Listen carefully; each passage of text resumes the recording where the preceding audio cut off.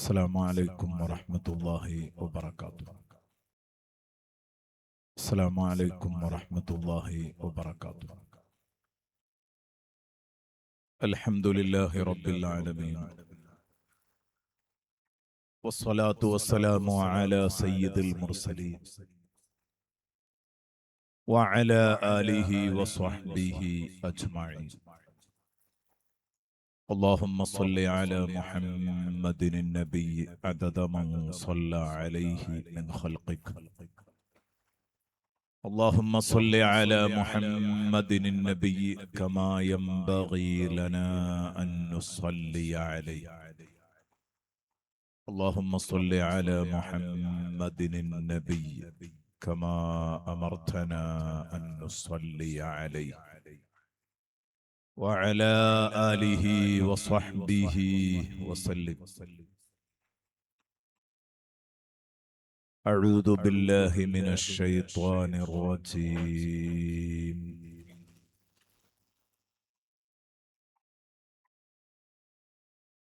لقد جاءكم رسول من أنفسكم عزيز عليه ما عنتم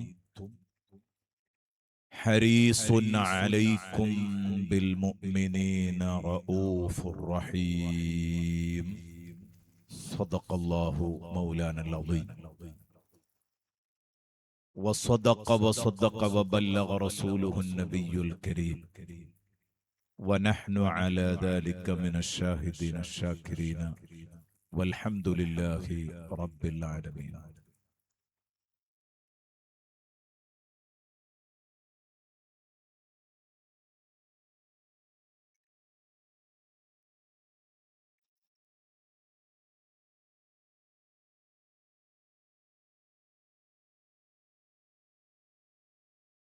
إن الله يحب إذا عمل أحدكم عملا أن يتقنه. صدق محمد رسول الله صلى الله عليه وسلم. സർവാധരണീയരായ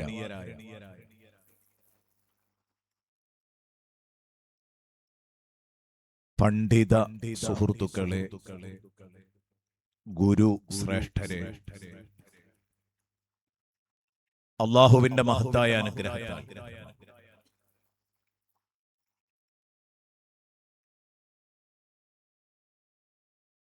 മദനിമാരുടെ ഒത്തുചേരൽ, മദനികൾ മാത്രമാണ് ഉള്ളത് എന്ന് കരുതുന്നു അല്ലേ? അല്ലാത്തവരും ഉണ്ട് അല്ലേ? അല്ലാത്തവരും ഉണ്ട്. സംഘടിപ്പിക്കാം. മദനിമാരാണ് സംഘാടകര്, ഒത്തുകൂടിയവരിൽ എല്ലാവരും. അൽഹംദുലില്ലാഹ്. ആദ്യമായിട്ട് നമ്മള് മദനി എന്ന പട്ടമില്ലെങ്കിലും ഞാനടക്കമുള്ള എല്ലാവരും ദുആ ചെയ്യാൻ ആഗ്രഹിക്കുന്നത് ബഹുമാനപ്പെട്ട താജുൽ ഉലമ ഖദ്ദസല്ലാഹു സിർറഹുൽ അസീസ് മഹാനവറുകളുടെ എല്ലാ കുരുത്തവും പൊരുത്തവും ഈ സദസ്സിന് അല്ലാഹു നൽകി അനുഗ്രഹിക്കട്ടെ. നമ്മളെ സംബന്ധിച്ചിടത്തോളം അത്രക്കുമേൽ പ്രധാനമാണ് ആ നേതാവിന്റെ പിന്തുണ. ആ ഒരു ദുആയോടുകൂടെ ഞാൻ നേരെ വിഷയത്തിലേക്ക് കടക്കാനാണ് ആഗ്രഹിക്കുന്നത്.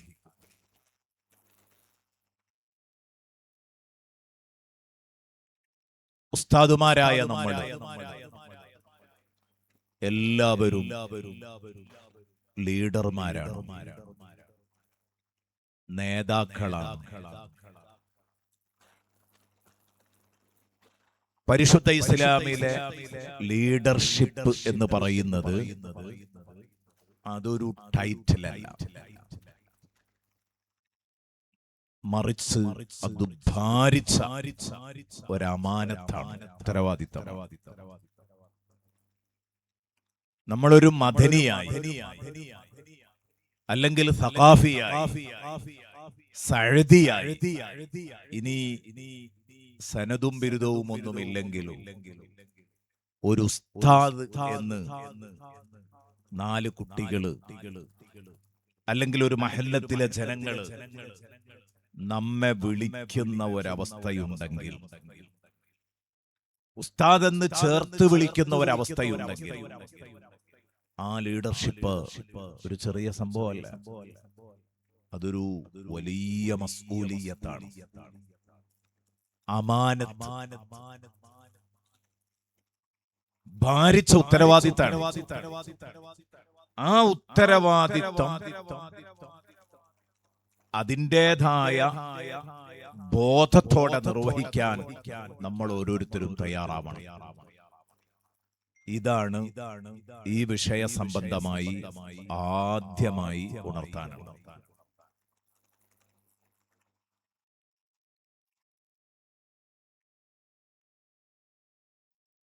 ദീനിന്റെ അമാനത്ത് എന്ന് പറയുന്നത്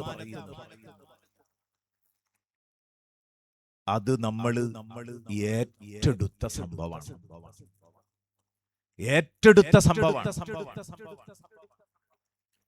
അതിനി നിർവഹിക്കുക എന്നത് നമ്മുടെ ബാധ്യതയാണ്. ഇന്നാ അറദ്നൽ അമാനത അല സമാവാതി വൽ അർളി ഫഅബൈന എന്ന് പറഞ്ഞ ആയത്ത് നമുക്കൊക്കെ പരിചയമുണ്ട്.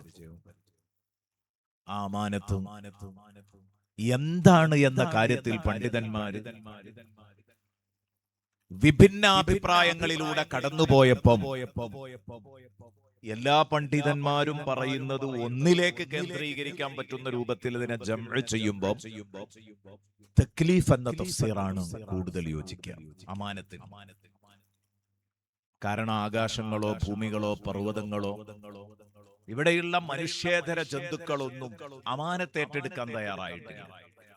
അത് ഏറ്റെടുക്കാൻ ഭയന്നു, അത് ഏറ്റെടുക്കാൻ ഭയക്കുകയാണ്. അതേസമയം അത് അല്ലാഹു റബ്ബുൽ ഇസ്സത്ത് ഏൽപ്പിച്ചപ്പോൾ അത് ഏറ്റെടുക്കാൻ മുന്നോട്ട് വന്നത് മനുഷ്യനാണ്. ഈ അമാനത്തിന്റെ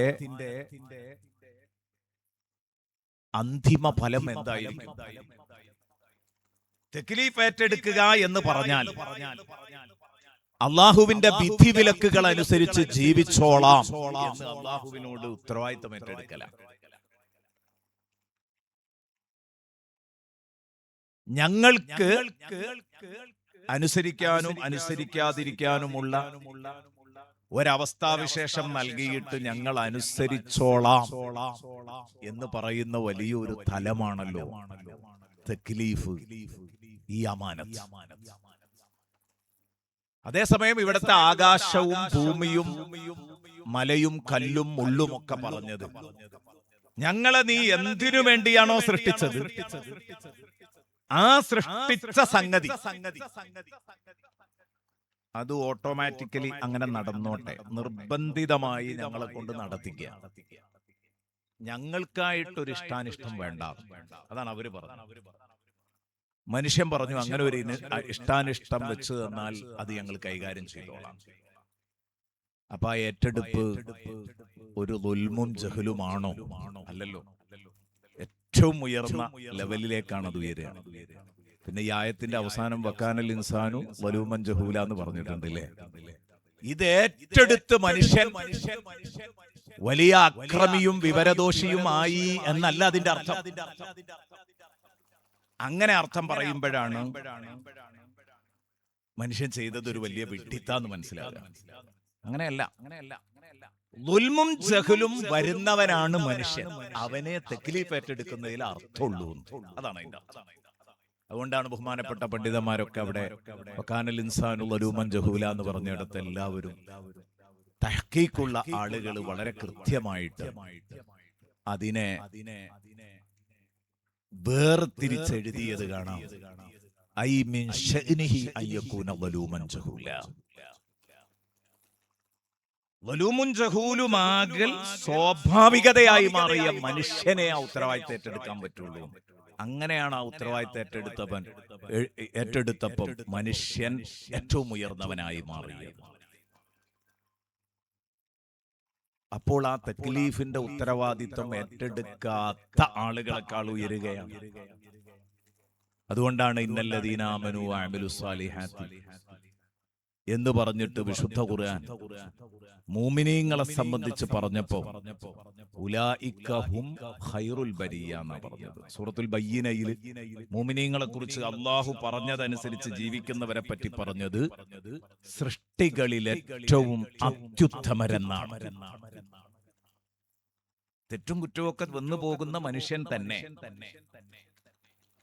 അവൻ ഈ ഒരു ഉത്തരവാദിത്ത ബോധത്തോടു കൂടെ ജീവിക്കാൻ തയ്യാറാണ്. എവിടെയെങ്കിലും വീഴ്ചകൾ വരുമ്പോൾ ഉടനെ അത് പൊറുപ്പിച്ച് റബ്ബിലേക്ക് തൗബ ചെയ്ത് മടങ്ങാൻ തയ്യാറാണെങ്കിൽ ആ മനുഷ്യൻ തീരെ തെറ്റ് ചെയ്യാത്ത മലക്കുകളെക്കാൾ ഉയർന്നവരാണെന്നാണ് അർത്ഥം. ഖൈറുൽ ബരിയ. ഇനി ഈ ഉത്തരവാദിത്തം ഏറ്റെടുത്തിട്ട് പിന്നെ അവൻ ധിക്കാരം കാണിക്കുകയാണെങ്കിലോ അതേ സൂറത്തിൽ തന്നെ പറയുന്നുണ്ട് ഉലൈക ഹും ശർറുൽ ബരിയ.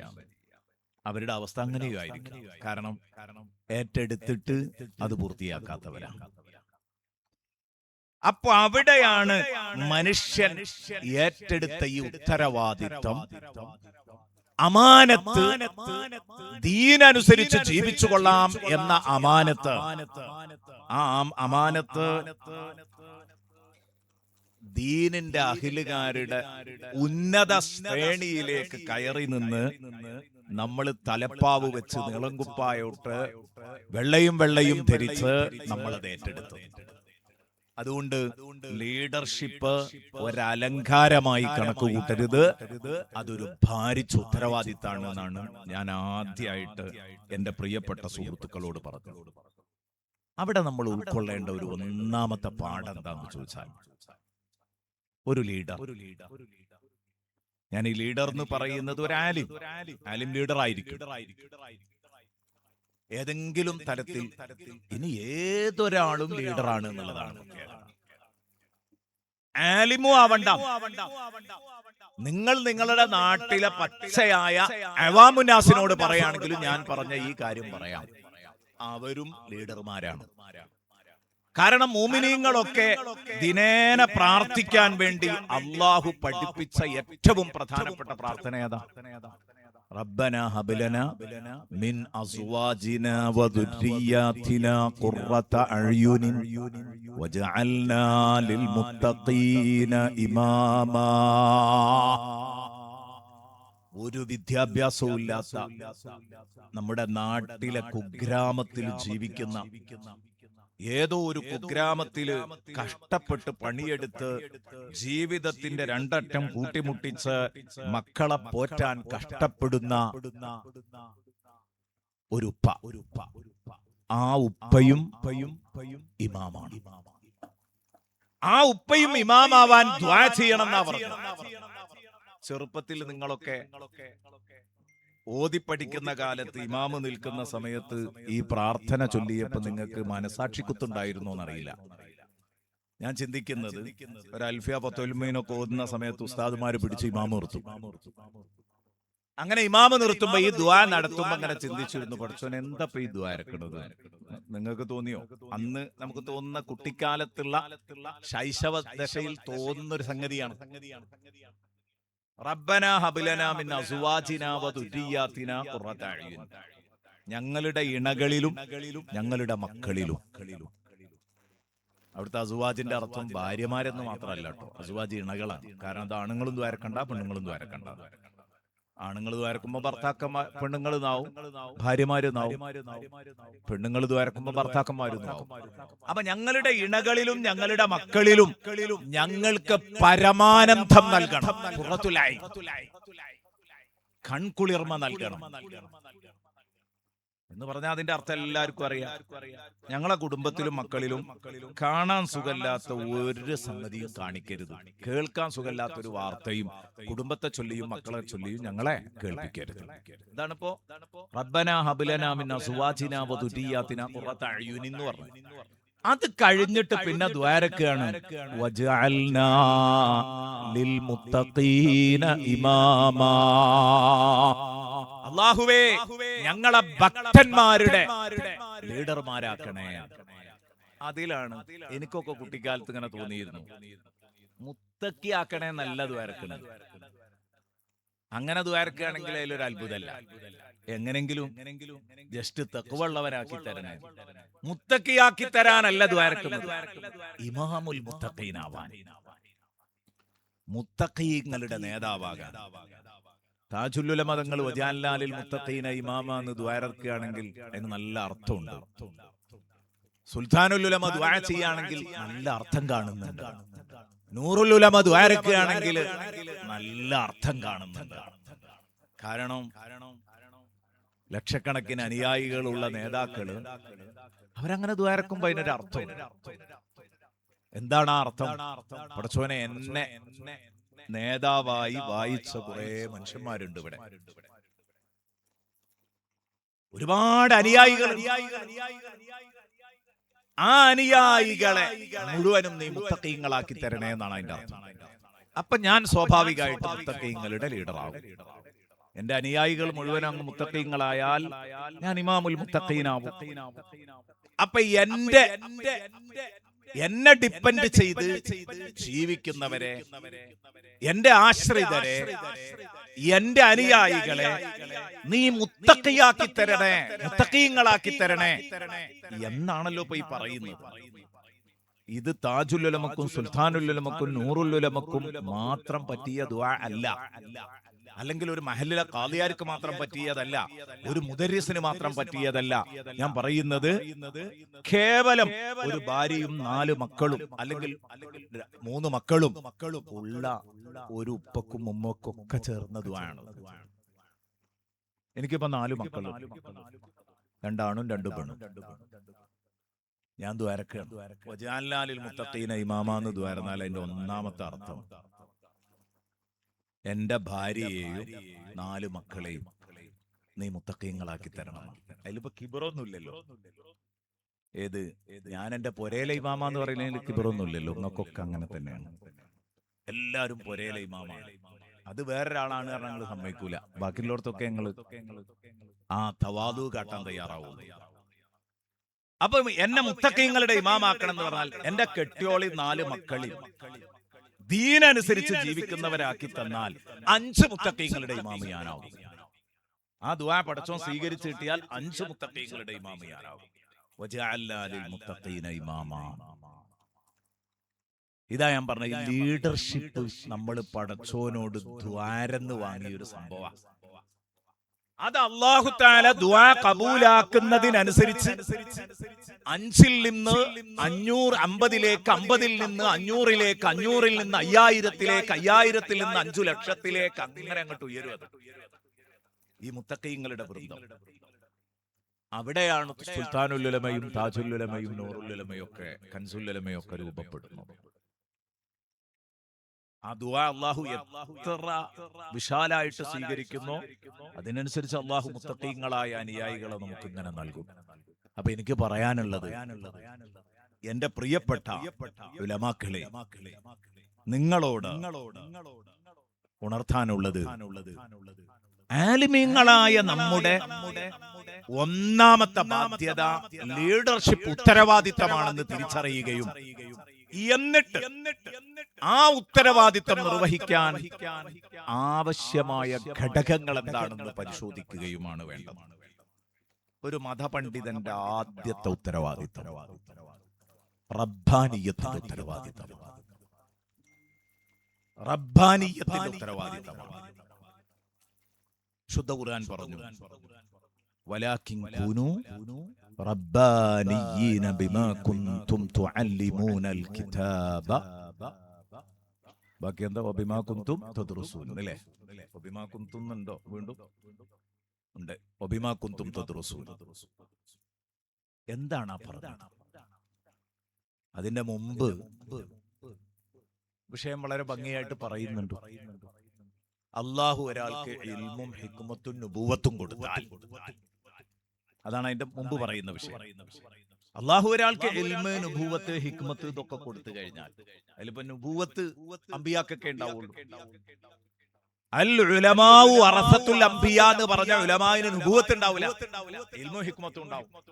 ആ ഇൽമും ഹിക്മത്തും കിട്ടിയാൽ നബിമാരാണെങ്കിൽ നുബൂവത്തും കൂടെ ഉണ്ടാകും. എന്നിട്ട് ആ മനുഷ്യന് ചേർന്ന പണിയല്ല ഏത്, അയാള് മനുഷ്യന്മാരോട് പറയാ കൂനൂ ഇബാദല്ലി, കൂനൂ ഇബാദല്ലി. അയാള് പറയാൻ പാടില്ല, അയാള് പറഞ്ഞേക്കരുത് കൂനൂ ഇബാദല്ലി, നിങ്ങൾ എന്റെ അടിമകളാകണം എന്ന് പറഞ്ഞ് മനുഷ്യന്മാർക്കിടയില് ആൾ ദൈവം ചമയാൻ ഒരൊറ്റ പണ്ഡിതനും തയ്യാറാകരുത്. അതാ പറഞ്ഞത്. അതിന്റെ തൊട്ടു മുമ്പിലുള്ള വാക്കതാണല്ലോ. വലാക്കിൻ, അതിൽ നിന്ന് ഇസ്തിദ്റാക്കാണ് വലാക്കിൻ കൂനൂ റബ്ബാനിയ്യീൻ എന്ന് പറഞ്ഞു. നിങ്ങള് അള്ളാഹുവിന്റെ അടിമകളല്ല, എന്റെ അടിമകളാകൂ എന്ന് പറയാ പടച്ചോനോ മനുഷ്യന്മാരോട്, അയാളുടെ അനുയായികളോട്. ഒരു അനുയായി വൃന്ദത്തെ പടച്ചെടുത്തിട്ട് പിന്നെ മൂപ്പര് ആൾ ദൈവം ചമയുക, അത് പറ്റൂല. കൂനൂ ഇബാദല്ലി എന്ന് പറയാൻ പറ്റില്ല, മറിച്ച് നിങ്ങള് പടച്ചോന്റെ ഉത്തരവാദിത്വത്തിൽ നിൽക്കുന്നവരായി മാറണം. ഞാൻ അള്ളാഹുവിന്റെ മഖ്ലൂക്കാണെന്ന ബോധത്തിലേക്ക് നിങ്ങൾ വരണം. ബിമാ കുന്തും തുഅല്ലിമൂനൽ കിതാബ വബിമാ കുന്തും തദ്റുസൂൻ. വിശുദ്ധ ഖുർആൻ പഠിച്ചും പഠിപ്പിച്ചും, വിശുദ്ധ ഖുർആൻ പഠിച്ചും പഠിപ്പിച്ചും നിങ്ങൾ അള്ളാഹുവിന്റെ ആളുകളായി മാറണം. കുറച്ച് ആളുകളൊക്കെ എന്റെ കീഴിലായി എന്ന് കാണുമ്പോ പിന്നെ മൂപ്പര് വേറൊരു ഹാലിലേക്കാണ് മാറുകയാണ്. ഇപ്പൊ ഈ ഹാൽ മാറ്റം വളരെ കൂടുതലായി കണ്ടുകൊണ്ടിരിക്കുകയാണ്. 4 ദിവസം കഴിഞ്ഞാൽ പിന്നെ മൂപ്പർക്ക് നിസ്കാരമില്ല, നോമ്പില്ല, പടുത്ത്. ഒരു കള്ള ഷെയ്ഖിന്റെ അടുത്ത് പോയ ഒരാൾ എന്നോട് പറഞ്ഞു, ഉസ്താദേ എന്റെ ജ്യേഷ്ഠനാണ് എന്നെ അങ്ങോട്ട് പിടിച്ചുകൊണ്ടേത്. ഞാൻ അവിടെ ചെന്നപ്പോ ആ ഷെയ്ഖ് ഒരു ആലിമീങ്ങളൊക്കെ വന്ന് അദ്ദേഹത്തിന് ചുറ്റും ഇരിക്കുന്നു. അസ്ർ ബാങ്ക് കണ്ട് വിളിക്കോളും മൗലിദ് സംഗതികള് ഒക്കെ ഉണ്ട്, മഹബത്തിന്റെ ക്ലാസ് ഉണ്ട്. അസ്ർ ബാങ്ക് കൊടുത്തു. ഷെയ്ഖ് പറഞ്ഞത്രേ, ഓ ബാങ്ക് കൊടുത്തില്ലേ, നിസ്കരിക്കാൻ സമയായില്ലേ, അത് നിങ്ങളെ പണിയാണല്ലോ, നിങ്ങൾ പോയി നിസ്കരിച്ചോളി എന്ന് പറഞ്ഞിട്ട് മൂപ്പര് റൂമിന്റെ അകത്തേക്കാട് കടന്നു. ഇപ്പുറത്ത് ജമാഅത്ത് കടക്കുന്നു. മൂപ്പര് റൂമിന്റെ അകത്തേക്ക് കടന്നിട്ട് വാതിലങ്ങടിച്ചു. ഇയാൾക്കിത് കണ്ടതോടുകൂടെ ചടച്ചു ഈ അനുജന്. ഈ അനുജന് ഒരു പക്ക സാധാരണക്കാരനാണ്. ഈ അനുജനെ അങ്ങോട്ട് കയറിട്ട് വലിച്ചു കൊണ്ടുപോയ ആളൊരു ആലിമുമാണ്. എന്നിട്ട് ആ അനുജൻ വിളിച്ചിട്ട് പറയാ, എന്തൊരു സങ്കട ഉസ്താദേ, എന്തൊരു സങ്കടാണ്. നമ്മൾ ആലിമീങ്ങൾ ഒരു കാര്യം മനസ്സിലാക്കണം, ഒരു കാരണവശാലും അള്ളാഹുവിൽ നിന്ന് ജനങ്ങളെ അകറ്റുന്ന ഒരു പ്രവൃത്തി കൂട്ടു നിൽക്കാൻ പാടില്ല. അത് ആയത്തിൽ വ്യക്തമായിട്ട് പറഞ്ഞല്ലോ, കൂനൂ ഇബാദല്ലി എന്ന് നിങ്ങൾ മനുഷ്യന്മാരോട് പറയരുത്. നിങ്ങളുടേതായ വലയത്തിൽ ഉണ്ടാക്കി തീർത്ത ആളുകളെ നിങ്ങൾ പറഞ്ഞതൊക്കെ കേൾക്കുന്നുള്ളൊരു മട്ടത്തിലെത്തുമ്പോ പിന്നെ നിങ്ങൾ അവരുടെ പടച്ചോനായി മാറരുത്, മറിച്ച് വലാകിൻ കൂനൂ റബ്ബാനിയ്യീൻ ഇതാ പറഞ്ഞത്. അതെപ്പോഴാ നിങ്ങൾ പടച്ചോന്റെ ആളുകളാകുക? വിശുദ്ധ ഖുർആൻ എന്താണോ പഠിപ്പിച്ചത് അത് പഠിപ്പിക്കുക, അത് പഠിക്കുക. അപ്പോഴേ നിങ്ങൾക്ക് അങ്ങനെ ആകാൻ പറ്റുള്ളൂ. ഞാൻ പറയുന്നു, ഈ മഹാഭാഗ്യം അള്ളാഹു തന്ന കൂട്ടരാ നിങ്ങൾ. വലാകിൻ കൂനൂ റബ്ബാനിയീൻ എന്ന ആയത്തിന്റെ തഫ്സീറിൽ ഒരുപാട് രസകരമായ തഫ്സീറുകൾ മുഫസ്സിറുമാര് പറയുന്നുണ്ട്. എനിക്കതില് രസം തോന്നിയ ഒരു തഫ്സീറാണ്. ഒരാള് വലാകിൻ കൂനൂ റബ്ബാനിയീൻ എന്ന് പറഞ്ഞ തഫ്സീർ എഴുതിയത് ഐ ലാ തകൂനൂ റമളാനിയീൻ, ഐ ലാ തകൂനൂ റമളാനിയീൻ, നിങ്ങൾ റമളാൻ മാസത്തിന്റെ ആളുകളാകരുത്, പടച്ചോന്റെ ആളുകളാണ് എന്ന് പറഞ്ഞാൽ റമളാനിൽ മാത്രം നിസ്കരിക്കണവരുണ്ട്, റമളാനിൽ മാത്രം നല്ലത് ചെയ്യുന്നവരുണ്ട്, അത് കഴിഞ്ഞാൽ ആ പണിയൊക്കെ നിർത്തിവെക്കണവരുണ്ട്. അങ്ങനെ ആകരുത് എന്ന് പോലും അതിന് തഫ്സീർ എഴുതിയവരുണ്ട്. അതാ രസം. ഞാൻ പറഞ്ഞു വരുന്നത്, അന്ന് ചെയ്യുന്നവർ അത് ചെയ്യേണ്ടതല്ല പറഞ്ഞു കേട്ടോ, പക്ഷെ അത് കഴിഞ്ഞാൽ അത് നിർത്താൻ പാടില്ല. അവിടെ ആവശ്യം ഒരു സ്പെഷ്യൽ പീരീഡിൽ മാത്രം അള്ളാഹുവിനെ ഓർത്താ പോരാ, എപ്പോഴും പടച്ചോനെ പറ്റിയുള്ള ചിന്തയുള്ളവരായിരിക്കണം നിങ്ങൾ. അപ്പൊ ഞാൻ പറയാണ്, നമ്മളെ സംബന്ധിച്ചിടത്തോളം നമ്മൾ എപ്പോഴും അള്ളാഹുവിലേക്ക് ജനങ്ങളെ വിളിക്കുന്നവരായിരിക്കണം. അള്ളാഹുവിലേക്ക് ജനങ്ങളെ വിളിക്കുന്നവരായിരിക്കണം. പ്രത്യേകിച്ച് ഇബാദത്തിന്റെ വിഷയത്തില്, ഉലൂഹിയത്തിന്റെ വിഷയത്തില്. അതോടൊപ്പം സയ്യിദുനാ റസൂലുള്ളാഹി സ്വല്ലല്ലാഹു അലൈഹി വസല്ലമ തങ്ങളുടെ മദ്ഹുകൾ പറയുക, അവിടത്തോടുള്ള മഹബത്തുകൾ വർദ്ധിപ്പിക്കുക, അവിടുത്തെ ബഹുമാനം പറയുക. ആ നിസ്തുലമായ വ്യക്തിത്വം അതുപോലെ ഒരു മഖ്ലൂഖ് ഭൂമിയിലില്ലെന്ന് പഠിപ്പിക്കുക, ഔലിയാക്കളെ പറ്റി പഠിപ്പിക്കുക. ഇതൊക്കെ നമ്മൾ ചെയ്യേണ്ടതാണ്. പക്ഷെ ഏറ്റവും പ്രധാനമാണ്, ഞാൻ ഇങ്ങനെ പറയാൻ കാരണം ഇപ്പോഴത്തെ ഒരു കാലം അങ്ങനെയായി മാറിയിരിക്കും.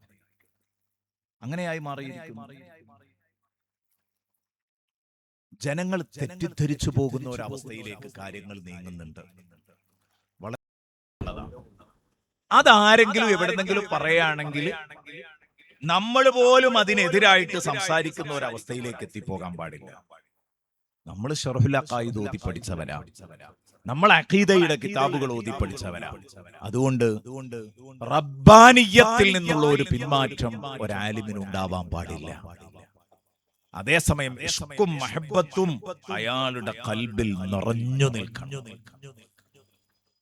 ഇത് രണ്ടും എന്റെ പ്രിയപ്പെട്ട സുഹൃത്തുക്കള് പറഞ്ഞതിന്റെ അർത്ഥം മനസ്സിലാക്കി നിങ്ങൾ അത് ഉൾക്കൊണ്ടിട്ടുണ്ടാവും എന്നാണ് ഞാൻ മനസ്സിലാക്കുന്നത്. അപ്പൊ ഇതാണ് നമ്മൾ ആദ്യമായിട്ട് ചെയ്യേണ്ടത്. അള്ളാഹുവിനെ പറ്റി പഠിപ്പിക്കുക, അള്ളാഹുവിനെ സംബന്ധിച്ച് എല്ലാ നിലക്കും നമ്മൾ ബോധം ഉൾക്കൊണ്ടവരാവുക, മറ്റുള്ളവരെ പഠിപ്പിച്ചുകൊണ്ടിരിക്കുക. സയ്യിദുനാ വ ഹബീബുനാ റസൂലുള്ളാഹി സ്വല്ലല്ലാഹു അലൈഹി വസല്ലമ തങ്ങളെ പഠിപ്പിക്കുന്നതും അവിടുത്തെ മഹബത്ത് വെക്കുന്നതും അവിടുത്തെ മദ്ഹ് പറയുന്നതും അത് അതിന്റെ ഭാഗമാണ്. മാത്രമല്ല മുത്തുനബിയിലൂടെ മാത്രമേ അത് സാധ്യമാകുള്ളൂ എന്ന ഒരൊറ്റ കാരണം കൊണ്ട് എല്ലാ ഇമാമിയങ്ങളും എഴുതി ആദ്യമായിട്ട് പഠിപ്പിക്കൽ നിർബന്ധമായത് നബി സല്ലല്ലാഹു അലൈഹി വസല്ലമ തങ്ങളെ പറ്റിയാണ്. അവിടെ പണ്ഡിതന്മാർ അഭിപ്രായപ്പെടുന്നുണ്ട്, ആദ്യം അള്ളാഹിനെ പറ്റിയല്ലേ പഠിപ്പിക്കേണ്ടത്, മുത്തുനബിനെ പറ്റിയാ പഠിപ്പിക്കേണ്ടത് എന്നാണല്ലോ കിതാബിലൊക്കെ ഉള്ളത്. മാതാപിതാക്കൾക്ക് നിർബന്ധമുള്ളത് ആദ്യം മക്കൾക്ക് നബിതങ്ങളെ പറ്റി പഠിപ്പിക്കണം. എല്ലാ കിതാബിലും പറയുന്ന അങ്ങനെയാണ്. ഫതുഹുൽ മുഈൻ തൊട്ടുള്ള എല്ലാ കിതാബിലും അങ്ങനെ തന്നെയാ പറയുന്നത്. അപ്പൊ അള്ളാഹുവിനെയല്ലേ ആദ്യം പഠിപ്പിക്കേണ്ടത്, പടച്ചോനെ പഠിപ്പിച്ചിട്ടല്ലേ പടപ്പിനെ പഠിപ്പിക്കേണ്ടത്. അതിന് നബി സല്ലല്ലാഹു അലൈഹി വസല്ലം തങ്ങളെ പഠിപ്പിക്കുമ്പോൾ മുഹമ്മദ് എന്നല്ല പഠിപ്പിക്കുന്നത്, സല്ലല്ലാഹു അലൈഹി വസല്ലം. പിന്നെന്താ പഠിപ്പിക്കുന്നത്? മുഹമ്മദുർ റസൂലുള്ളാഹി എന്നാ പഠിപ്പിക്കുന്നത്. അള്ളാഹുവിന്റെ റസൂൽ. അവിടെ അള്ളാഹുവിനെ പഠിപ്പിക്കാതെ അത് സാധ്യമല്ലല്ലോ, അള്ളാഹുവിന്റെ റസൂലിനെ പഠിപ്പിക്കാൻ. അതിലത് വരുന്നുണ്ട്. അർശിന്റെ കമാനത്തിൽ ഒരു കാലിൽ ലാ ഇലാഹ ഇല്ലല്ലാഹ് എഴുതിയപ്പം മറുകാലിൽ മുഹമ്മദുർ റസൂലുള്ളാഹ് എന്ന് എഴുതി വെച്ചത് ഞാൻ കണ്ടു എന്ന് അബൂന അബുൽ ബഷർ ആദം അലൈഹിസ്സലാം പറഞ്ഞില്ലേ? അപ്പൊ അത് രണ്ടും കലിമത്തു ഷഹാദയുടെ നേർപകുതികളാണ്, രണ്ട് അർദ്ധഭാഗങ്ങളാണ്. അയലാ ഹസ്രത്തിനെ പറ്റി അഹ്മദ് റസാഖാൻ ഖദ്ദസല്ലാഹു സിർറഹുൽ അസീസ് മഹാനവറുകളെ പറ്റി ചിലര് റസൂലുള്ളാഹിനോടുള്ള മഹബത്തും ഇഷ്കും മൂത്ത് അഹ്മദ് റസാഖാൻ പടച്ചോനെ മറന്നുപോയിരിക്കുന്നു എന്ന് പറഞ്ഞു. അപ്പോൾ അന്ന് മഹാനവറുകൾ പറഞ്ഞ ഒരു മറുപടി ഉണ്ട്. അതിന് ഞാൻ പറയാൻ വിചാരിച്ച കുറെ കാര്യങ്ങളുണ്ട്, അതിലേക്ക് എത്തൂലേ എന്നുള്ള ഭയം കൊണ്ട് ഇതും കൂടെ പറഞ്ഞ വിഷയത്തിലേക്കാണ് വരാം. എന്താണ് പറഞ്ഞത്? മഹാനവറുകൾ പറഞ്ഞു, എന്നെ പറ്റി ഞാൻ മഹബത്ത് പറഞ്ഞതിന്റെ പേരില്, മദ്ഹ് പറയുന്നതിന്റെ പേരില്, മദ്ഹ് പാടുന്നതിന്റെ പേരില്, എഴുതുന്നതിന്റെ പേരില് മുത്തുനബി സല്ലല്ലാഹു അലൈഹി വസല്ലമ തങ്ങളെ സ്നേഹിച്ച് ഞാൻ ഇഷ്കിന്റെ കാവ്യരചന നടത്തുന്നതിന്റെ പേരില് അള്ളാഹുവിനെ മറന്നുപോയി എന്ന് പറയുന്നവരുണ്ട്. അവർക്ക് തെറ്റുപറ്റി. അവർക്ക് ധൈര്യമുണ്ടെങ്കിൽ അവരെ ഞാൻ വെല്ലുവിളിക്കുകയാണ്. നിങ്ങൾ എന്റെ ഹൃദയം, നിങ്ങൾ എന്റെ നെഞ്ച് വെട്ടിപ്പൊളിച്ച് ഹൃദയം പുറത്തെടുക്കണം. എന്റെ ഹൃദയം പുറത്തെടുത്ത് എന്റെ ഹൃദയം നിങ്ങൾ രണ്ടായി പിളർക്കുക. ആഫുമായിട്ട് കട്ട് ചെയ്യുക. ഹൃദയത്തിന്റെ ഒരു ഭാഗം ഒരു സ്ഥലത്തും ഒരു ഭാഗവും ഒരു സ്ഥലത്തും വെച്ചാൽ, ബഹുമാനപ്പെട്ടവർ പറഞ്ഞ വാക്കാണ് നേരിട്ട് ശത്രുക്കളോട്, അഗർത്തും മേരാ ദിൽ ദോ ടുക്ഡേ കരോതു, നിങ്ങൾ എന്റെ ഹൃദയം രണ്ട് കഷ്ണാക്കിയാൽ, പകുതിയായിട്ട് കണ്ട് മുറിച്ചാൽ, ഏക് പർ ലാ ഇലാഹ ഇല്ലല്ലാഹ് और दूसरे पर മുഹമ്മദുർ റസൂലുള്ളാഹ് ലിഖാ ഹോഗാ. ഒന്നിൽ ലാ ഇലാഹ ഇല്ലല്ലാഹ് എന്നും മറ്റേതിൽ മുഹമ്മദുർ റസൂലുള്ളാഹ് എന്നും കാണാൻ കഴിയും. എന്ന് പറഞ്ഞാൽ ആ രണ്ട് വിശ്വാസവും സമം ചേർന്നിരിക്കുകയാണ് എന്റെ ഹൃദയത്തിൽ. അത് ഒന്നിൽ നിന്നൊന്നിനെ വേർതിരിക്കാൻ പറ്റില്ല. ഒന്നിൽ നിന്നൊന്നിനെ വേർതിരിക്കാൻ പറ്റില്ല. അതുകൊണ്ടല്ലേ തൗഹീദ് പഠിപ്പിച്ച സൂറ. പണ്ട് കൊട്ടപ്പുറത്ത് നിന്ന് ഉസ്താദ് തൗഹീദിന്റെ താരീഫ് ചോദിച്ചപ്പോ അത് ഖുർആനിലില്ല എന്ന് പറഞ്ഞു കുടുങ്ങിയല്ലോ മൗലവി. അത് ഖുർആനിലില്ല എന്ന് പറഞ്ഞ് മൗലവി കുടുങ്ങി. താരീഫ് പറയുന്ന ഗ്രന്ഥമല്ല ഖുർആൻ. അപ്പോഴാ ഉസ്താദ് തൗഹീദിന്റെ സൂറത്ത് ഓതി കൊടുത്തത്. ഖുൽ ഹുവല്ലാഹു അഹദ് അല്ലാഹുസ് സമദ് ലം യലിദ് വലം യൂലദ് വലം യകുൽ ലഹു കുഫുവൻ അഹദ്. തൗഹീദ് ഖുർആൻ പഠിപ്പിച്ചിട്ടുണ്ട്. തൗഹീദിന്റെ താരീഫ് ഖുർആനിലുണ്ട്. മൗലവിക്ക് മനസ്സിലാകാത്തത് കൊണ്ടാണ് പറഞ്ഞു കൊടുത്തു. ഞാൻ പറഞ്ഞത് ആ സൂറത്തു തൗഹീദ് അല്ലെങ്കിൽ സൂറത്തു തഫ്രീദ് അല്ലെങ്കിൽ സൂറത്തുൽ ഇഖ്ലാസ് എന്നൊക്കെ പേരുള്ള ആ അധ്യായം അതിൽ പഠിപ്പിക്കുന്നത് എന്താ? തൗഹീദ് മാത്രമാണ്. അല്ലേ? വേറെ വർത്താനം അതിലില്ലല്ലോ. അല്ലാഹു ഏകനാണ്, രണ്ടില്ല, മൂന്നില്ല, നാലില്ല. അല്ലാഹു സമദാണ്. ഒരാളെയും ആശ്രയിക്കാത്ത, എല്ലാവരാലും ആശ്രയിക്കപ്പെടുന്ന ശക്തിയാണ്. അതാണ് സമദിന്റെ അർത്ഥം. ലം യലിദ്, അല്ലാഹുക്ക് മക്കളില്ല.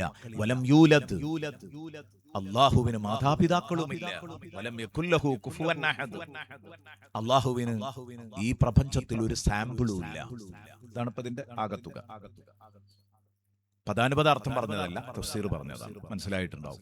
ആലിമീങ്ങളായതുകൊണ്ട് മതിയല്ലോ. അള്ളാഹുവിന് ഒരു മോഡൽ പറയാൻ പറ്റില്ല. കാരണം അള്ളാഹു ഏകനാണ്, നിസ്തുലനാണ്. പിന്നെ എങ്ങനെയാ മോഡൽ പറയാം? ഒരു പുഷ്പം, ആ പൂവിനെ കുറിച്ച് റോസാപ്പൂ പോലെ എന്ന് വേറൊരു പൂവിനെ പറ്റി പറയണമെങ്കിൽ അതിന് സമാനമായ ഒരു സാധനം വേണം. അള്ളാഹുവിന് ലൈസ കമിസ്ലിഹി ഷൈഅ ആയതുകൊണ്ട് പിന്നെ എങ്ങനെ പറയും? ഇന്ന രൂപത്തിലാണ്. അതാണ് വലം യകുൽ ലഹു കുഫുവൻ അഹദ് എന്ന് പറയുന്നത്.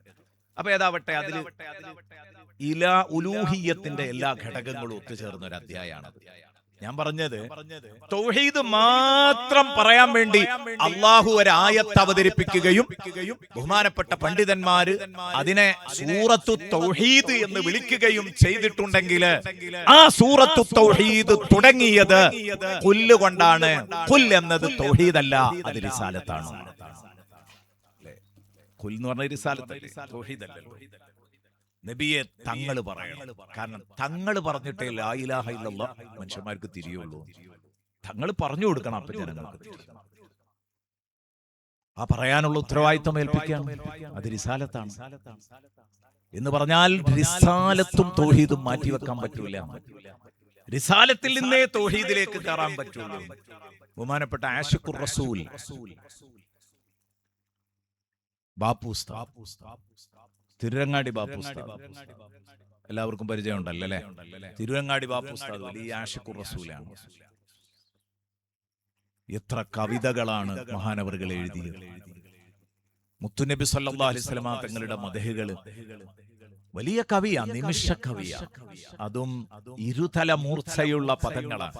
ഒരേ വരിയിൽ ഉപയോഗിച്ച 3 പദങ്ങൾ ഒരേപോലെയുള്ള പദത്തിന് 3 അർത്ഥമായിരിക്കും. മഹാനവറുകളുടെ കഴിവാണ്. ഞാൻ പറഞ്ഞു വരുന്നത്, ബാപ്പു ഉസ്താദിന്റെ വീട്ടിലേക്ക് കയറി ചെല്ലുമ്പോ ആദ്യത്തെ വാതിലില് മുഹമ്മദ്, അകത്തേക്കാണ് ചെല്ലുമ്പോ അല്ലാഹ്. അപ്പൊ ഒരാൾ വെറുതെ ചോദിച്ചു, ഇത് തിരിച്ചാക്കി കൂടായിരുന്നോ ഉസ്താദിനോട്? ആദ്യം അല്ലാഹ്, പിന്നെ മുഹമ്മദ്, അതല്ലായിരുന്നോ അതത്? അപ്പൊ ഉസ്താദ് സ്വതസിദ്ധമായ ശൈലിയിൽ പറഞ്ഞ ഒരു മറുപടി ഉണ്ട്. മോനെ, എനിക്ക് മുഹമ്മദ് നബിയാണ് പടച്ചോനെ പറ്റി പറഞ്ഞു തന്നത്. അപ്പൊ ഞാൻ മുഹമ്മദ് അള്ളാഹു എന്ന് എഴുതി വെച്ചു. നിങ്ങൾക്ക് വേറെ ഏതെങ്കിലും വഴി കിട്ടിയെങ്കിൽ നിങ്ങൾ അങ്ങനെ എഴുതിക്കോളിയാണ്. വളരെ സിമ്പിളാണ്. ഉത്തരം വളരെ ലളിതമാണ്. സംവാദങ്ങളുടെ ആവശ്യമില്ല. വേദികൾ കെട്ടി ആര് ജയിച്ചു ആര് തോറ്റു എന്ന് പറയേണ്ട കാര്യമല്ല. എത്ര എളുപ്പമാണ് ഉത്തരം. അപ്പൊ മുഹമ്മദുർ റസൂലുള്ളാഹി സ്വല്ലല്ലാഹി അലൈഹി വസല്ലമ തങ്ങളെ പറ്റിയുള്ള പഠനം എന്ന് പറയുന്നത് അതാണ്. പക്ഷെ അപ്പോഴും ഞാൻ നേരത്തെ പറഞ്ഞ സംഗതി റബ്ബാനിയത്ത് പൊട്ടിപ്പോകാതിരിക്കാൻ നോക്കണം. അതാണ് ഇന്ന് അതിശയോക്തികൾ പ്രസംഗിച്ചുകൊണ്ടിരിക്കുന്നവരും എഴുതിക്കൊണ്ടിരിക്കുന്നവരും പറയുന്നത്.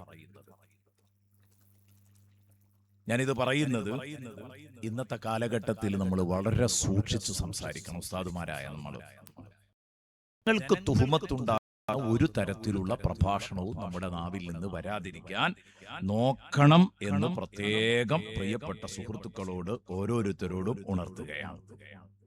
എല്ലാവരോടുമായിട്ട് പറയാം.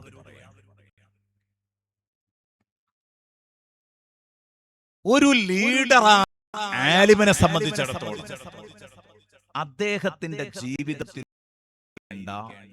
ഏറ്റവും പ്രധാനപ്പെട്ട മൂല്യങ്ങൾ ഒന്ന് നമ്മൾ പറഞ്ഞു.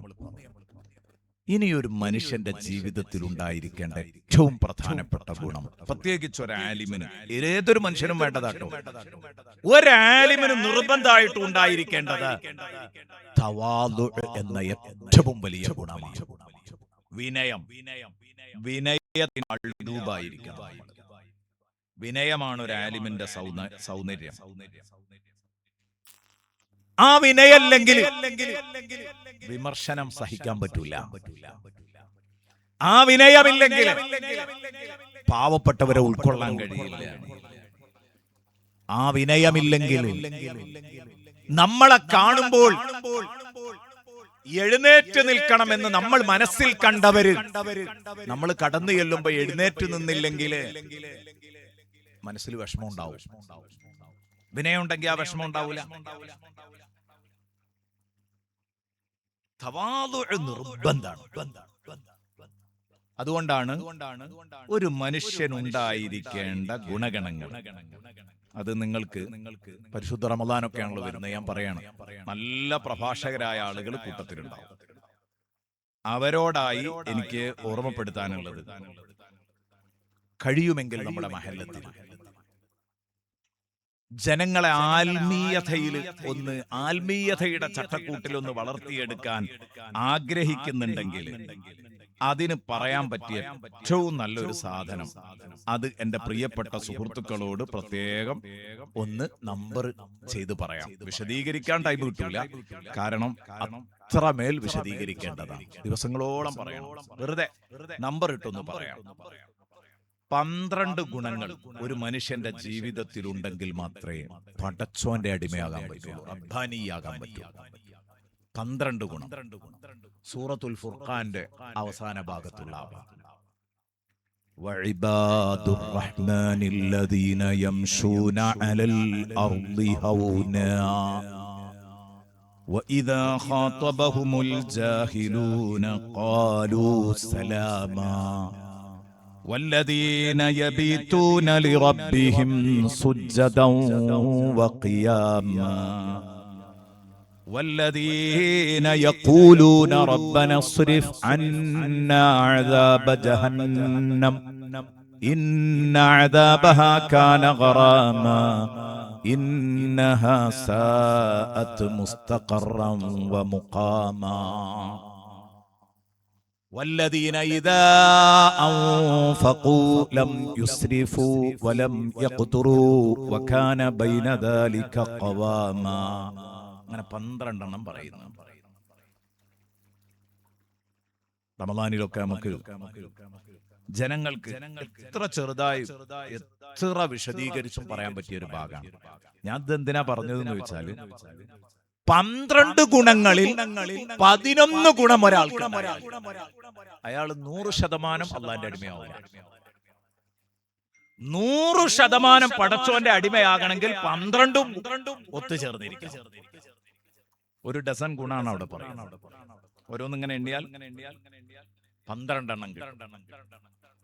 അത് നമ്മൾക്ക് ആലിമീങ്ങളായ നമുക്ക് എന്തായാലും ഉണ്ടാവേണ്ടതാണ്. സാധാരണക്കാർക്കും ഉണ്ടാവണം, ആലിമീങ്ങൾക്കും ഉണ്ടാവണം, എല്ലാവർക്കും ഉണ്ടാവണം. ഞാനിത് ആലിമിന്റെ ഏറ്റവും പ്രധാനപ്പെട്ട ഗുണം ആലിമിന് വിനയം വേണം എന്ന് പറഞ്ഞപ്പോ പറഞ്ഞതാണ്. 12 ഗുണം ഉണ്ടാകണം എന്ന് പറഞ്ഞിടത്ത് പാതിരാക്കെഴുന്നേറ്റ് തഹജ്ജുദ് നിസ്കരിക്കണം എന്ന് പറയുന്നുണ്ട്. വല്ലദീന യബീതൂന ലിറബ്ബിഹിം സുജ്ജദൻ വഖിയാമ പറയുന്നുണ്ട്. പക്ഷേ അത് പറയുന്നതിന്റെ മുമ്പ് നരകത്തെ പേടിച്ച് പൊട്ടിക്കരഞ്ഞു ദ്വാരക്കണം.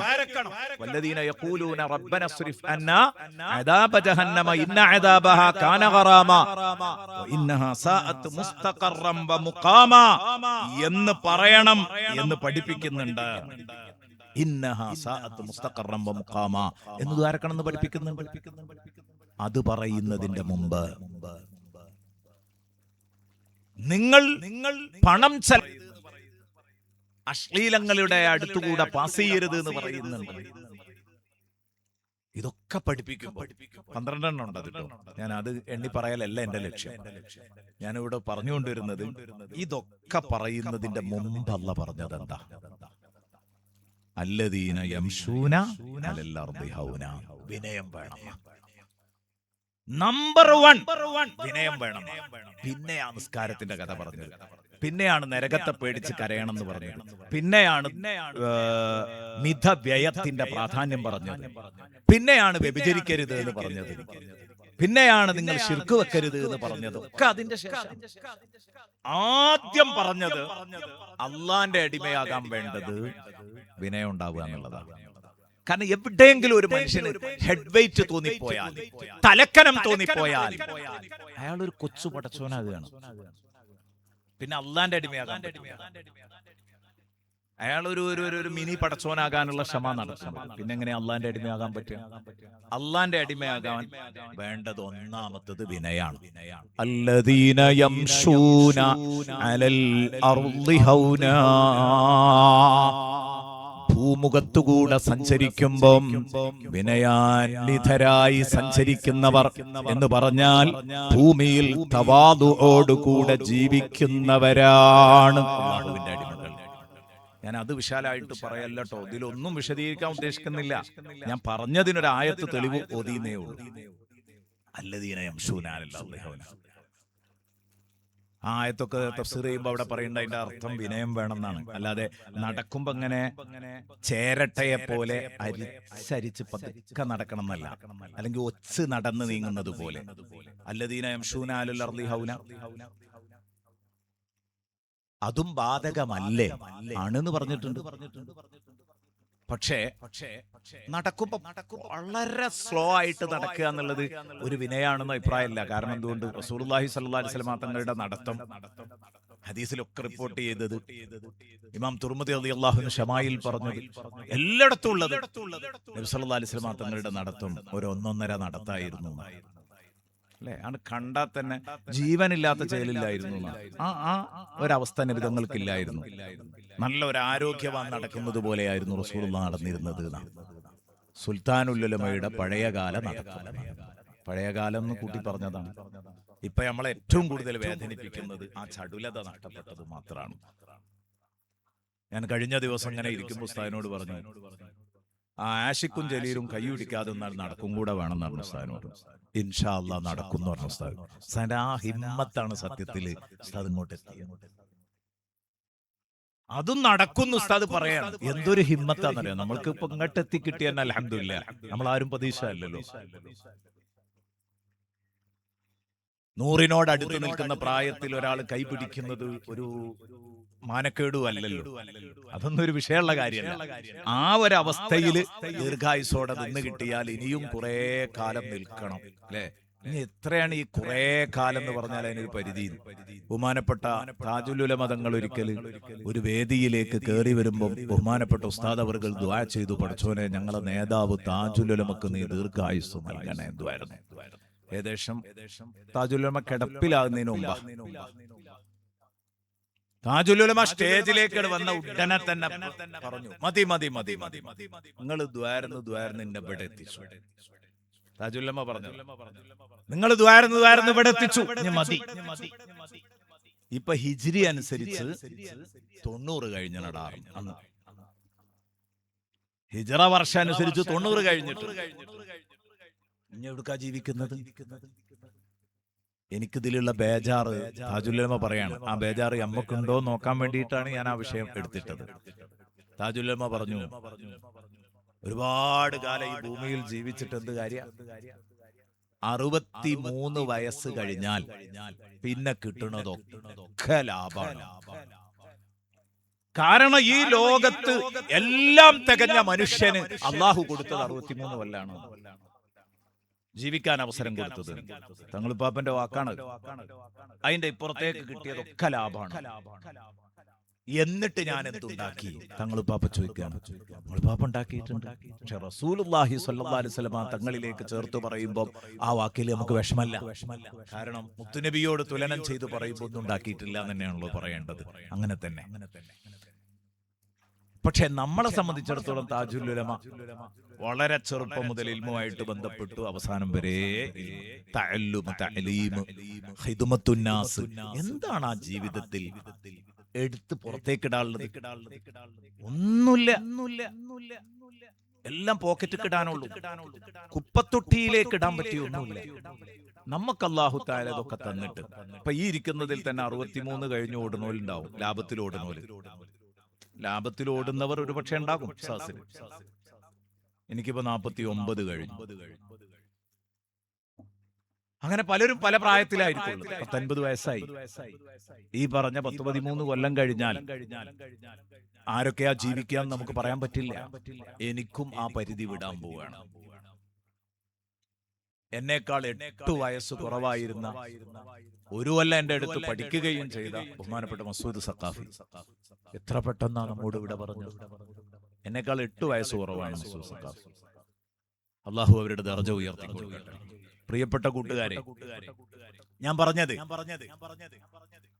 ബഹുമാനപ്പെട്ടവർ പറഞ്ഞു, കുറെ കാലം അങ്ങ് ജീവിച്ചിട്ട് ഒരു കാര്യമില്ലടോ എന്ന് സദസ്സിനോട് പറയാണ്.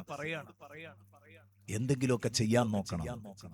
എന്നിട്ട് ഉസ്താദ് ഇങ്ങനെ ദുആ ചെയ്തപ്പോ അതിനോട് ഇങ്ങനെ പ്രതികരിച്ചു താജുൽ ഉലമ. ഞാൻ പറഞ്ഞത്, അതുകൊണ്ട് നമ്മളും ഉസ്താദ് 100 അടുത്ത് നിൽക്കുമ്പോഴും നമ്മൾ ഇനിയും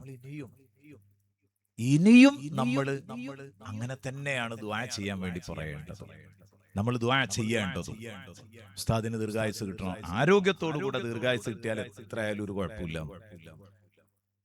100-ലപ്പുറത്തേക്ക് ജീവിച്ചു എന്നുള്ളത് കൊണ്ട് വല്ല കുഴപ്പമുണ്ടോ? ആദം നബി അലൈഹിസ്സലാം 1000 കൊല്ലം ജീവിച്ചിട്ടില്ലേ? ആദം നബി അലൈഹിസ്സലാം 1000 കൊല്ലം ജീവിച്ചിട്ടുണ്ട്. ജീവിച്ചു എന്ന് മാത്രമല്ല, ആദം നബി അലൈഹിസ്സലാമിന് അതും അടുത്തിട്ടില്ല. ഒരു രസകരമായ സംഭവം ഉണ്ടല്ലോ, ചരിത്രത്തിൽ നമുക്ക് വായിക്കാൻ പറ്റും. ആദം നബി അലൈഹിസ്സലാം, ഞാൻ സാധാരണ ആ പേര് പറയാറില്ല കേട്ടോ. സാധാരണ പറയാറുണ്ട്, പക്ഷെ പേര് പറയാതെ പറയാം. ഒരു ബഹുമാനക്കുറവാകരുത് എന്ന് കരുതി. ഇപ്പോഴത്തെ വിഷയം ഇതായതുകൊണ്ട് പറയുന്നതിന് കുഴപ്പമില്ല. നിങ്ങളും ഉലമാക്കളുമാണ്. നിങ്ങൾ ആ ഒരു തലത്തിലെ അതിനെടുത്തു. ആദം നബി അലൈഹിസ്സലാമിന് അല്ലാഹു തആല മൊത്തം ആ ആദം നബിയിൽ നിന്ന് വരാൻ പോകുന്ന മൊത്തം മക്കളെ അല്ലാഹു തആല കാണിച്ചു കൊടുത്തു. ദുർരിയ്യത്തു ആദമിനെ ആദമിന്റെ മുമ്പിൽ ഇങ്ങനെ കാണിച്ചു കൊടുത്തു. അപ്പൊ എല്ലാം ഒന്നിങ്ങനെ നോക്കി, എല്ലാം നോക്കി. വലതുഭാഗത്തുള്ളതൊക്കെ സുന്ദരന്മാരും സന്തോഷം പകരുന്നവരുമായ മക്കൾ, ആണും പെണ്ണും. അവരിലേക്ക് നോക്കിയിട്ട് ആദം അലൈഹിസ്സലാം കുലുങ്ങി കുലുങ്ങി ഇങ്ങനെ ചിരിക്കുന്നു. ഇടതുഭാഗത്തേക്ക് നോക്കിയിട്ട് കരയുന്നു. കാരണം അവർ നരകത്തിൽ പോകാനുള്ളവരാണ്. ആ വിഷമം. അങ്ങനെ ഈ വലതുഭാഗത്ത് ഈ മക്കളെയൊക്കെ കാണുന്നതിന്റെ ഇടയിൽ ഒരു കുട്ടി ആദം നബി അലൈഹി ഇസ്ലാമിന്റെ കണ്ണിലുടക്കുന്നു. കൂടുതൽ നോട്ട് ചെയ്യപ്പെടുന്നു സയ്യിദുനാ റസൂലുള്ളാഹി സ്വല്ലല്ലാഹു അലൈഹി വസല്ലം. ഇതാരാണ്, ഈ മുത്തേതാണ് എന്ന് ചോദിച്ചപ്പോ പറഞ്ഞു, അതും നിങ്ങളൊരു കുട്ടിയാണ്. അപ്പൊ ആ കുട്ടിക്ക് എത്രയാ വയസ്സ്? നിങ്ങൾക്ക് 1000 വയസ്സ്, ആ കുട്ടിക്ക് 63 വയസ്സ്. അപ്പൊ ആദം നബി അലൈഹി സ്വലാം പറഞ്ഞത്രേ, അത് പറ്റ കുറഞ്ഞു പോയി പഠിച്ചോനെ. ഇത്രയും ഗുണമൊത്ത ഒരു കുഞ്ഞിന് 63 പോരാ. എന്റെ വയസ്സിന് ബാക്കി എടുത്തിട്ട് ഒരു 100 വയസ്സ് അങ്ങ് കൊടുക്കണം എന്ന് പറഞ്ഞു. അതിന് രസകരമായൊരു കഥയുണ്ട്. അപ്പോൾ ആദം അലൈഹിസ്സലാം ഇത് പറഞ്ഞപ്പോ അള്ളാഹു പറഞ്ഞു എന്നാ അങ്ങനെ ആക്കാം. അങ്ങനെ ആദം നബി അലൈഹിസ്സലാമിന് നബി സല്ലല്ലാഹു അലൈഹി വസല്ലമ തങ്ങളുടെ വയസ്സിൽ നിന്ന്, ആദം നബി അലൈഹി സ്വലാമിന്റെ വയസ്സിൽ നിന്ന് നബി സല്ലല്ലാഹു അലൈഹി വസല്ലമ തങ്ങൾക്ക് അങ്ങോട്ട് കൊടുക്കണം. 37 അപ്പുറത്തേക്ക് കൊടുക്കണം. 40 വയസ്സോളം എന്ന് പറയാം. അപ്പൊ ആ വയസ്സ് 1000 കുറവുണ്ടായപ്പോ ബഹുമാനപ്പെട്ട ഇസ്രായേൽ അലൈഹി സ്വലാം വന്നിട്ട് പറഞ്ഞു, പിന്നെ നാളെയാണ് ഇപ്പൊ നിങ്ങളെ റൂഹ് പിടിക്കണ ദിവസം. അതെന്തേ? അല്ല, 1000 കൊല്ലാണ് നിങ്ങളുടെ ഔദ്യോഗിക ആയുസ്. പക്ഷെ നിങ്ങൾ പടച്ചോനോട് പറഞ്ഞിട്ടുണ്ട് ബാക്കി എടുത്തിട്ട് മുഹമ്മദ് റസൂലുള്ളാഹിക്ക് കൊടുക്കണം.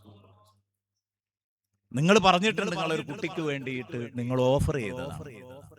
അങ്ങനെയാണെങ്കിൽ നാളെ മരണം, അല്ലെങ്കിൽ 1000 കൊല്ലം കഴിഞ്ഞിട്ടേ മരിക്കുള്ളൂ. അപ്പൊ ആദം നബി അലൈഹി സ്വലാം പറഞ്ഞത്രേ, അത് പടച്ചോൻ ആദ്യം തീരുമാനിച്ചായിരിയാണ് പോയിക്കോട്ടെ. ഇതാണ് അതിലെ രസകരമായ കഥ എന്ന് പറഞ്ഞാൽ മനുഷ്യന് ആയുസ് മടുക്കൂല. അപ്പൊ ഇത് സാധാരണക്കാരെ മുമ്പിൽ അവതരിപ്പിക്കുമ്പോൾ അവർക്കൊരു തെറ്റിദ്ധാരണ വരാതിരിക്കാൻ വേണ്ടി ഞാൻ പറയാറുള്ളത്, ഒരു നല്ല ഉപ്പക്ക് അള്ളാഹു ആ ഉപ്പയുടെ മുഴുവൻ മക്കളെയും കാണിച്ചു കൊടുത്തു. ഈ ഉപ്പ ആരാന്ന് പറയില്ല, അവർക്കൊരു ബഹുമാനക്കുറവ് തോന്നാതിരിക്കാൻ വേണ്ടി. ആ ഉപ്പ ആരാന്ന് പറയാറില്ല. ബുദ്ധിയുള്ളവർക്ക് മനസ്സിലാവൂ, ആലോചിച്ചാൽ മനസ്സിലാവും. ആ ഉപ്പയിൽ നിന്ന് വരാൻ പോകുന്ന മുഴുവൻ മക്കളെയും ആ ഉപ്പക്ക് കാണിച്ചു കൊടുത്തു എന്ന് പറയാം, പൊതുവെ പതിവ്. എന്ന് പറഞ്ഞാൽ റസൂലുള്ള പറഞ്ഞ ഒരു ഹദീസ് ഉണ്ട്, ആയുസ്സും ധനവും ഒരു മനുഷ്യനും മടുക്കൂല. പൈസ കിട്ടിയിട്ടും ജീവിതം കിട്ടിയിട്ടും ഒരാൾക്കും മടുക്കൂല. പക്ഷെ എന്ത് ചെയ്യണം? ആരോഗ്യം ഉണ്ടാവണം. അവന്റെ പ്രാഥമിക ആവശ്യങ്ങളെങ്കിലും അയാൾക്ക് നിർവഹിക്കാൻ പറ്റണം. അതില്ലെങ്കിൽ മരിച്ചിട്ടെങ്കിൽ എന്ന് ആഗ്രഹിക്കും. അത് വേറൊരു ലോകമാണ്. ആഫിയത്തുണ്ടോ? ആഫിയത്തുണ്ടെങ്കിൽ എത്ര പ്രായം കിട്ടിയാലും ഒരു കുഴപ്പമുണ്ടാവില്ല, ചടപ്പുണ്ടാവില്ല. അതുകൊണ്ടാണ് നമ്മൾ പറഞ്ഞത്, ബഹുമാനപ്പെട്ട ഉസ്താദ് അവർക്ക് അല്ലാഹു നല്ല ആയുസ് കൊടുക്കട്ടെ. എന്റെ ഞാൻ വിഷയത്തിൽ നിന്ന് മാറിപ്പോയി. ബഹുമാനപ്പെട്ട ശൈഖുനയുടെ നടത്തം പറഞ്ഞതാ ഞാൻ. റസൂലുള്ളാഹി തങ്ങളെ പറ്റി പറഞ്ഞു, മലവെള്ളപ്പാച്ചിൽ പോലെയായിരുന്നു റസൂലുള്ളാഹിന്റെ നടത്തം. മലവെള്ളപ്പാച്ചിൽ പോലെയായിരുന്നു റസൂലുള്ളാഹി തങ്ങളുടെ നടത്തം. അങ്ങനെയല്ലേ ബുഖാരിയിൽ അടക്കമുള്ള റിപ്പോർട്ടുകൾ. നബി തങ്ങൾ ഇങ്ങനെ നടക്കുന്നത് ഒരു കുത്തനെയുള്ള വെള്ളപ്പാച്ചിൽ പോലെയായിരുന്നു. എന്ന് പറഞ്ഞാൽ അനക്കല്ലാത്ത സ്വഭാവത്തിലല്ല നബി നടക്കല്. അതുകൊണ്ടാണ് ബഹുമാനപ്പെട്ട സയ്യിദുനാ ഉമർ ഇബ്നുൽ ഖത്താബ് റളിയല്ലാഹു അൻഹു അങ്ങാടിയിൽ ഒരു മനുഷ്യനുണ്ട്, ഉഴപ്പൻ നടന്നിങ്ങനെ വരുന്നത്. അയാൾ ഇങ്ങനെ ഒച്ചിനെ പോലെ നീങ്ങാണ്. അപ്പോൾ ഉമർ റളിയല്ലാഹു അൻഹു ചോദിച്ചു, എന്താണ് ആ മനുഷ്യനുള്ള കുഴപ്പം? അയാൾ എന്താ അങ്ങനെ നടക്കുന്നത്? അപ്പൊ ആരോ പറഞ്ഞു, വഇബാദുർ റഹ്മാനില്ലദീന യംശൂന അലൽ അർളി ഹൗന എന്നുള്ള ആയത്ത് കേട്ടപ്പോൾ നടത്താണ്. ഉമർ റളിയല്ലാഹു അൻഹു അടുത്തേക്ക് അടിച്ചു, ചാട്ടവാർ എടുത്തിട്ട് രണ്ടങ്ങ് പൊട്ടിച്ചു. എന്നിട്ട് പറഞ്ഞു, ഒരു ജീവനുള്ള ആൾ നടക്കും പോലെ നടക്കുക. ആ പറഞ്ഞതിന്റെ അർത്ഥം അതല്ല. അല്ലദീന യംശൂന അലൽ അർളി ഹൗന എന്ന് പറഞ്ഞാൽ അതല്ല. അതാണ് ഒരു മഹാൻ ഈ ആയത്തിന്റെ തഫ്സീർ എഴുതിയിട്ട് പറഞ്ഞിട്ടുണ്ട്, പമ്മി നടന്നതുകൊണ്ട് ആള് നന്നാവൂല. പമ്മി നടന്നതുകൊണ്ട് നന്നാവൂല. കാരണം എന്താണ്? ഇരയെ പിടിക്കാൻ വരുന്ന വേട്ടമൃഗത്തിന് എന്തൊരു മെയ്വയക്കായിരിക്കും അല്ലെ? പുലിയൊക്കെ വരുന്നുണ്ടല്ലേ, എത്ര അതബിലാ വരിക. അത് ചാടിക്കളിച്ചൊന്നും വരൂല, കാരണം മാന അവിടുന്ന് ഓടരുത്. അപ്പൊ ഇത് പമ്മി അടക്കുന്നത് കാണുമ്പോ ആരും പറയാറില്ല നല്ല തവാളുള്ളൊരു പുലി. അതിന്റെ ലക്ഷ്യം വേറെയാണ് എന്നതുപോലെ ചില കള്ള ശൈഖന്മാര് ഇങ്ങനെയുമുണ്ട്. അതാണ് താജുൽ ഉലമ ഒരിക്കല് ഒരു വേദിയിൽ, താജുൽ ഉലമ എത്തുമ്പോ ആ വേദിയില് മജ്ലിസിലാണ് ഒരാൾ ഇരിക്കുന്നത്. ഇത് ഞാൻ നേരിട്ട് കേട്ടതാ. മജ്ലിസിലായിരിക്കുന്നത്. താജുൽ ഉലമക്ക് പരിചയമുള്ള ആളെ താജുൽ ഉലമ വിളിച്ചു സ്റ്റേജിലേക്ക്. വന്നില്ല. അപ്പൊ താജുൽ ഉലമ പറഞ്ഞു, സ്റ്റേജിലിരിക്കേണ്ടവൻ മജ്ലിസിലിരിക്കുന്നത് കല്ലുവെച്ച കിബറാണ്. സത്യാണ്. സ്റ്റേജിലിരിക്കേണ്ടവൻ മജ്ലിസിലിരിക്കുന്നത് കല്ലുവെച്ച കിബറാണ് എന്ന് പറഞ്ഞാൽ ഞാൻ എല്ലാരെ പോലെ അങ്ങ് സ്റ്റേജിലേക്ക് ഓടിക്കയറുന്ന ആളല്ല. ഞാൻ നല്ല തവാളുള്ളവനാന്ന് ജനങ്ങളെ കാണിക്കൽ അതിലും വലിയ കിബിറാണല്ലോ. അതാണ് ഉസ്താദ് പറഞ്ഞതിന്റെ അർത്ഥം. തങ്ങളിപ്പാപ്പ പറഞ്ഞതിന്റെ അർത്ഥം അതാണ്. ഓരോന്നിനും ഓരോന്നുണ്ട്. പമ്മി നടന്നു എന്നതുകൊണ്ട് അത് വിനയാവൂല.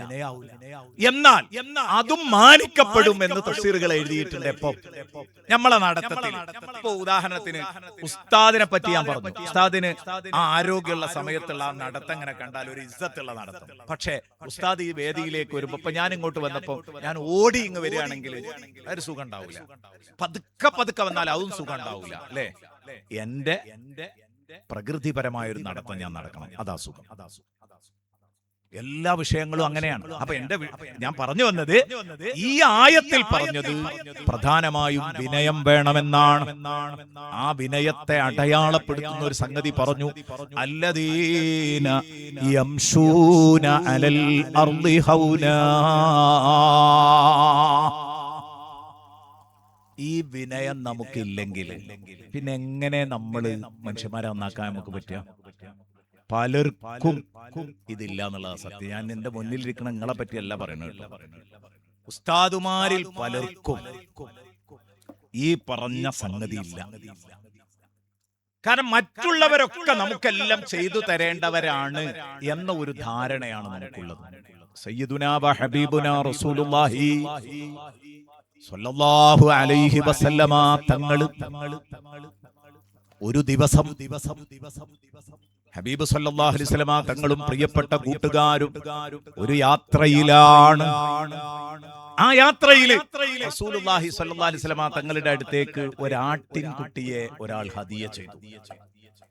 ആ ആട്ടിൻകുട്ടിയെ ഹദിയയായി ലഭിച്ചപ്പോൾ സയ്യിദുനാ റസൂലുള്ളാഹി തങ്ങൾ പറഞ്ഞു, കുറെ ദിവസമായില്ലേ ഒരു ഭക്ഷണം കഴിച്ചിട്ട്, കുറെ പട്ടിണിയില്ല ദിവസങ്ങളായിട്ട്. ഇന്നിതാ ഒരു ആടിനെ എനിക്ക് ഹദിയയായി കിട്ടിയിരിക്കുന്നു. അർത്തു നമുക്കിത് പാചകം ചെയ്യാം, ഉഷാറായിട്ട് ഒരാട്ടുമാംസം കഴിക്കാം. സ്വഹാബത്തിന് സന്തോഷായി. കുറഞ്ഞ ആളുള്ളൂ, യാത്രയിലാണ്. നബി സല്ലല്ലാഹു അലൈഹി വസല്ലമ തങ്ങൾ ഇത് പറഞ്ഞ ഉടനെ ഒരു സഹാബി എഴുന്നേറ്റിട്ട് പറഞ്ഞു, അലയ്യദബുഹാ, ആ ആടിനെ അറക്കുന്ന ചുമതല ഞാൻ ഏറ്റു. മൂപ്പർക്ക് അറക്കാൻ അറിയാം.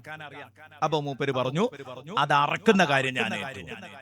ഓരോന്നും ഓരോ കലയാട്ടോ, ഓരോന്നും ഓരോ കലയാണ്. ഞാൻ തുടക്കത്തിൽ ഓതി വെച്ചൊരായത്തുണ്ട്. അത് നിങ്ങൾ മുഅല്ലിമാണെങ്കിലും ഫിറ്റാണ്, മുദരിസാണെങ്കിലും ഫിറ്റാണ്. ഞാൻ ആ തലത്തേക്കൊക്കെ പറഞ്ഞു കൊണ്ടുവരാനാണ് അത് വന്നത്. പക്ഷേ വേറെ വളരെ പ്രധാനപ്പെട്ട ചില ചർച്ചകളിലൂടെ സമയം കഴിഞ്ഞു പോവാണെന്ന് മാത്രം.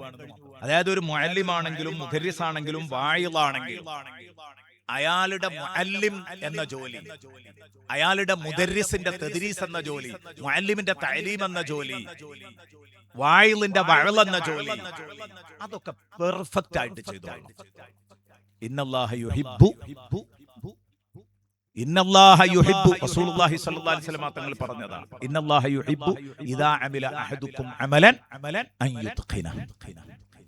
നിങ്ങളിൽ ആരെങ്കിലും എന്തെങ്കിലും ഒരു പണിയെടുക്കുകയാണെങ്കിൽ അത് പെർഫെക്ഷനോട് കൂടെ ചെയ്യലാണ് അല്ലാഹുവിന് ഇഷ്ടം. പെർഫെക്റ്റ് ആയിട്ട് ചെയ്യണം, പൂർണ്ണമായിട്ട് ചെയ്യണം, വൃത്തിയിൽ ചെയ്യണം, അതാണ് അല്ലാഹുവിന് ഇഷ്ടം. അല്ലെങ്കിൽ ആ പണിയെടുക്കാതെ.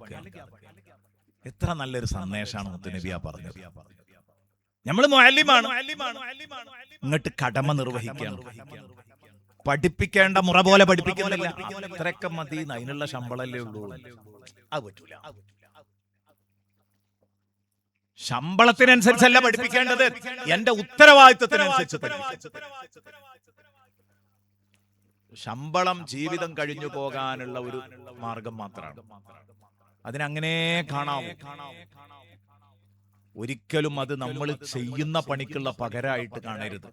കാരണം നമുക്ക് കിട്ടുന്നത് അള്ളാഹു തരാൻ പോകുന്നത് ചെറുതൊന്നുമല്ല. പ്രിയപ്പെട്ട മുഅല്ലിമീങ്ങളെ, ഉസ്താദുമാരെ, മുദരിസുമാരെ, മുഅല്ലിമീങ്ങളെ, ഖതീബുമാരെ, കുറച്ചൊന്നുമല്ല അള്ളാഹു എനിക്കും നിങ്ങൾക്കും തരാൻ പോകുന്നത്. അള്ളാഹു എല്ലാം നൽകട്ടെ. എന്തൊരു സന്തോഷം. 1-ാം ക്ലാസ് പഠിപ്പിക്കുന്ന ഉസ്താദ്, 2-ാം ക്ലാസ് പഠിപ്പിക്കുന്ന ഉസ്താദ്, 3-ാം ക്ലാസ് പഠിപ്പിക്കുന്ന ഉസ്താദ് അല്ലെ. ഞാന്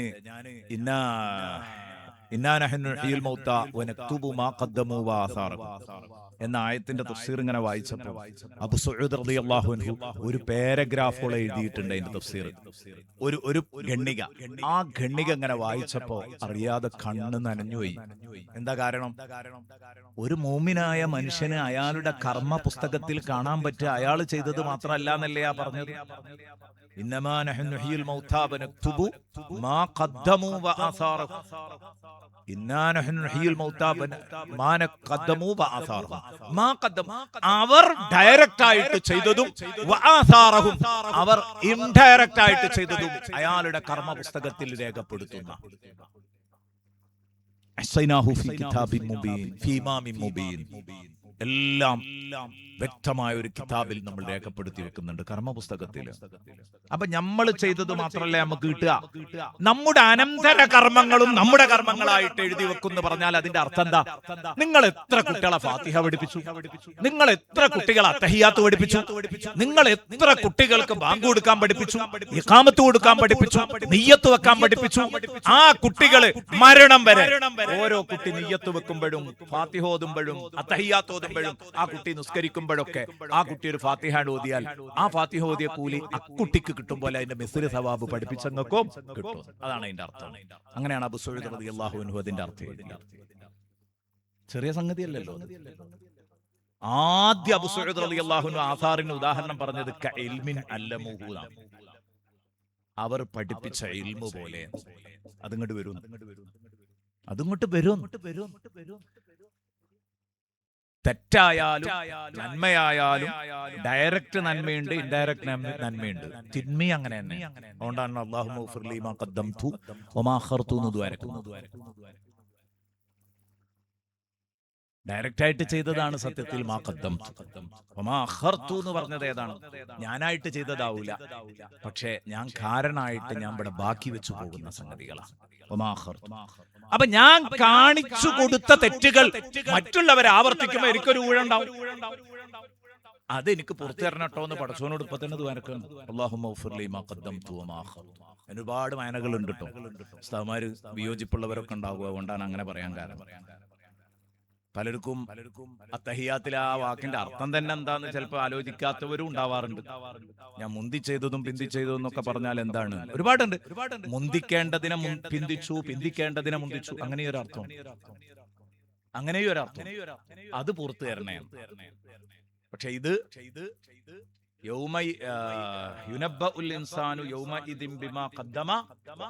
എന്ന് ഖുർആൻ പറഞ്ഞില്ലേ? അവിടെ തഫ്സീർ ഗ്രന്ഥങ്ങളൊക്കെ എഴുതിയത് ഞാൻ ഇപ്പൊ പറഞ്ഞ. അപ്പൊ അങ്ങനെ ആവാനാണ് കൂടുതൽ സാധ്യത. മാ ഖദ്ദംതു വമാ അഖർതു. അങ്ങനെയാണെങ്കിൽ അതിന്റെ വിശാലത എത്രയാണ് ഒന്ന് ആലോചിച്ച് നോക്ക്.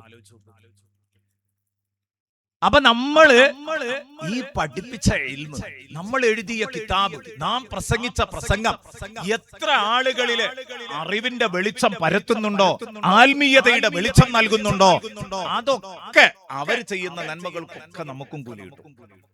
അപ്പൊ നമ്മൾ ഒരിക്കലും ശമ്പളത്തിന് പണിയെടുക്കുന്നവരാകരുത്. അത് കുടുംബം കഴിയാനുള്ള ഒരു ചെറിയ മാർഗം മാത്രം. അതിൽ അല്ലാഹു ബർക്കത്ത് തരട്ടെ. പക്ഷേ പണി പെർഫെക്റ്റ് ആയിട്ട് ചെയ്തോളണം. അങ്ങനെ ചെയ്യുമ്പോഴാണ് അത് വൃത്തിയാവുക. അള്ളാഹുവിന്റെ റസൂൽ സല്ലല്ലാഹു അലൈഹി വസല്ലം പറഞ്ഞു, ഒരു മനുഷ്യൻ എന്തെങ്കിലും ഒരു പണിയെടുക്കുകയാണെങ്കിൽ അത് ഇത്ഖാനോട് കൂടി ചെയ്യണം. ഇത്ഖാനോട് കൂടി ചെയ്യണം. ഇത്ഖാനോട് കൂടി ചെയ്യാന്ന് പറഞ്ഞാൽ അതിന്റെ അക്മലായ രൂപത്തിൽ ചെയ്യാന്നാണ് അതിന്റെ അർത്ഥം. പരിപൂർണമായ രൂപത്തിൽ ചെയ്തോളണം. അതേതു പണിയാണെങ്കിലും അങ്ങനെയാണ്. അതിന് ഒരു പണിയുന്നില്ല. ഏതു പണിയാണെങ്കിലും അങ്ങനെ തന്നെയാണോ? ഞാൻ ഒരിക്കലും ഒരു ക്ലാസ് എടുത്തു. അന്ന് ഈ ക്ലാസ്സിൽ ഈ ഹദീസ് ഓതിയിരുന്നു. ആ ഹദീസൊക്കെ ഓതിക്കഴിഞ്ഞ് ഞങ്ങൾ ഭക്ഷണം കഴിക്കാതിരിക്കുമ്പോൾ ഉസ്താദ് പറഞ്ഞു, ഞാൻ ഉസ്താദിന്റെ ആ ഹദീസ് അനുസരിച്ച് അമൽ ചെയ്യാണ്. തിന്നാണെങ്കിൽ മട്ടം പോലെ തിന്നണം. കാരണം മൂപ്പര് അവിടെ ഒരു ഇത്ഖാനിയത്ത് കാണിച്ചു തന്നതാണ്. നമ്മളിത് എല്ലാ ഭാഗത്തേക്കും ഉൾക്കൊള്ളേണ്ടതാണ്. തമാശ പറഞ്ഞതാണ് അദ്ദേഹം, തമാശയായി കണ്ടാൽ മതി. പക്ഷേ സംഗതി എന്തും അങ്ങനെയാണ്. എല്ലാ കാര്യങ്ങളും നമ്മള് എല്ലാ സംഗതികളും പെർഫെക്റ്റ് ആയിട്ട് ചെയ്യും. പെർഫെക്റ്റ് ആയിട്ട് ചെയ്യാന്നാല് കൂടുതൽ തിന്നാന്നല്ല അതിന്റെ അർത്ഥം. തിന്നണ നല്ല ചവച്ചരച്ച് തിന്ന് ആ പറഞ്ഞത് അവർക്ക് വരും. തിന്നണോടത്തേക്കും അത് വരും. പെർഫെക്റ്റ് ആയിട്ട് തിന്നണ രൂപമുണ്ട്, ആ രൂപം അവിടെയും വരും. കാരണം റസൂലുള്ള പറഞ്ഞത് ഇദാ അമില അഹദുക്കും അമലാന, ഏതൊരു പണിയെടുക്കുകയാണ് അത് ഇത്ഖാനോട് കൂടി നിർവഹിക്കലാണ് അള്ളാഹ്ക്ക് ഇഷ്ടം. അല്ലാത്തൊക്കെ അള്ളാഹുവിന് വെറുപ്പാണ്. അപ്പൊ നമ്മളെ കടമ നിർവഹിക്കുന്ന നിസ്കാരങ്ങൾ അള്ളാഹ്ക്ക് ഇഷ്ടം ഉണ്ടാവൂല, തദ്രീസ് അള്ളാഹ്ക്ക് ഇഷ്ടം ഉണ്ടാവൂല, തഅലീം അള്ളാഹ്ക്ക് ഇഷ്ടം ഉണ്ടാവൂല, വഅള് അള്ളാഹുവിന് ഇഷ്ടം ഉണ്ടാവൂല. നമ്മൾ വൃത്തിയായിട്ട് ആ സംഗതികൾ ചെയ്തോളണം. അപ്പോഴേ അതിലർത്ഥം ഉണ്ടാവുള്ളൂ. അപ്പം നബി സല്ലല്ലാഹു അലൈഹി വസല്ലമ തങ്ങളുടെ വിനയം പറഞ്ഞപ്പോഴാ പറഞ്ഞത്, ഏതൊരു പണിയും അത് അറിയുന്നവൻ ചെയ്യുമ്പോൾ പെർഫെക്റ്റ് ആയിട്ട് ചെയ്യുമ്പോൾ അതിന് വൃത്തി ഉണ്ടാവും.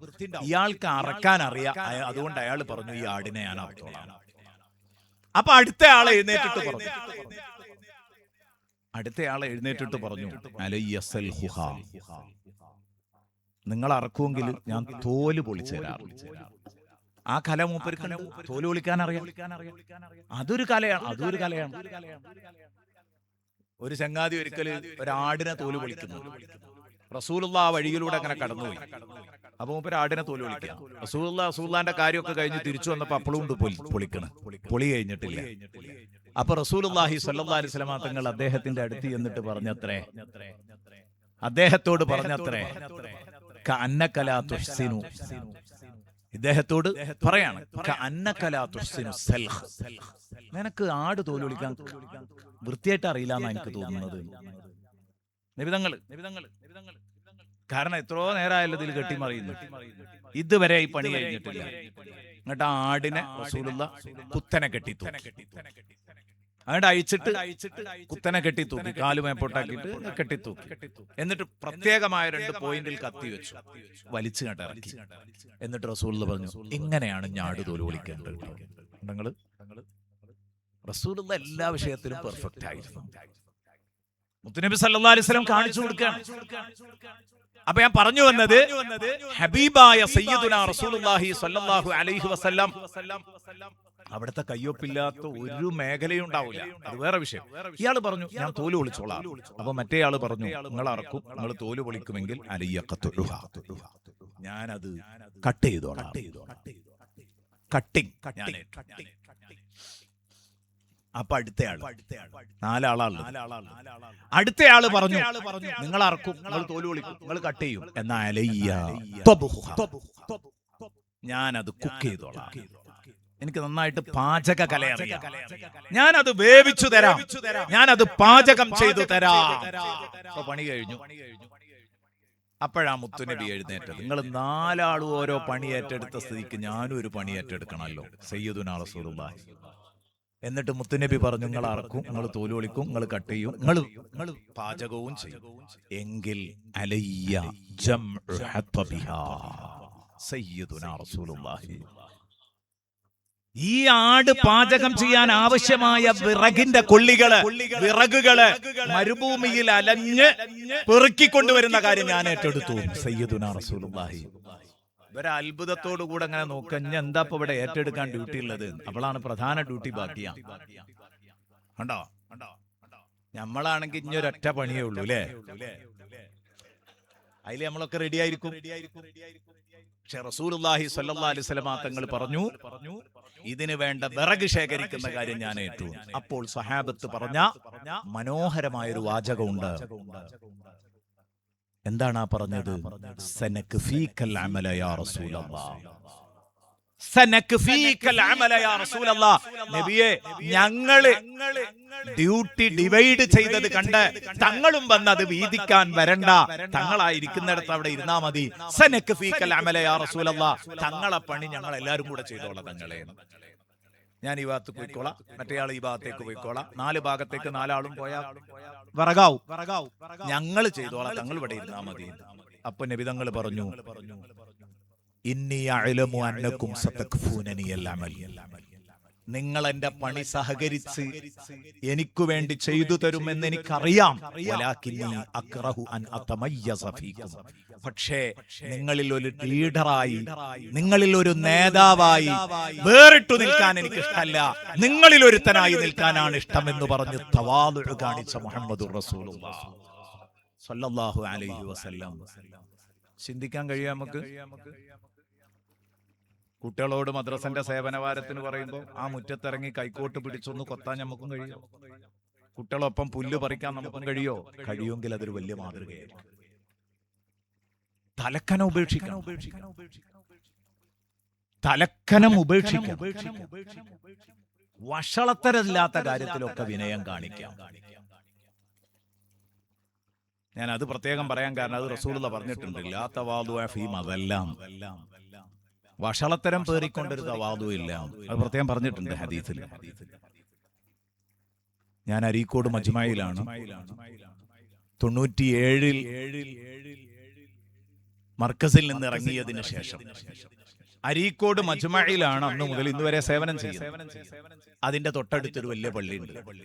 ആ പള്ളിയിൽ ഒരു ചങ്ങാതി, അവൻ കള്ളൊക്കെ കുടിച്ച് ഇങ്ങനെ നടക്കുന്ന ഒരാളായിരുന്നു.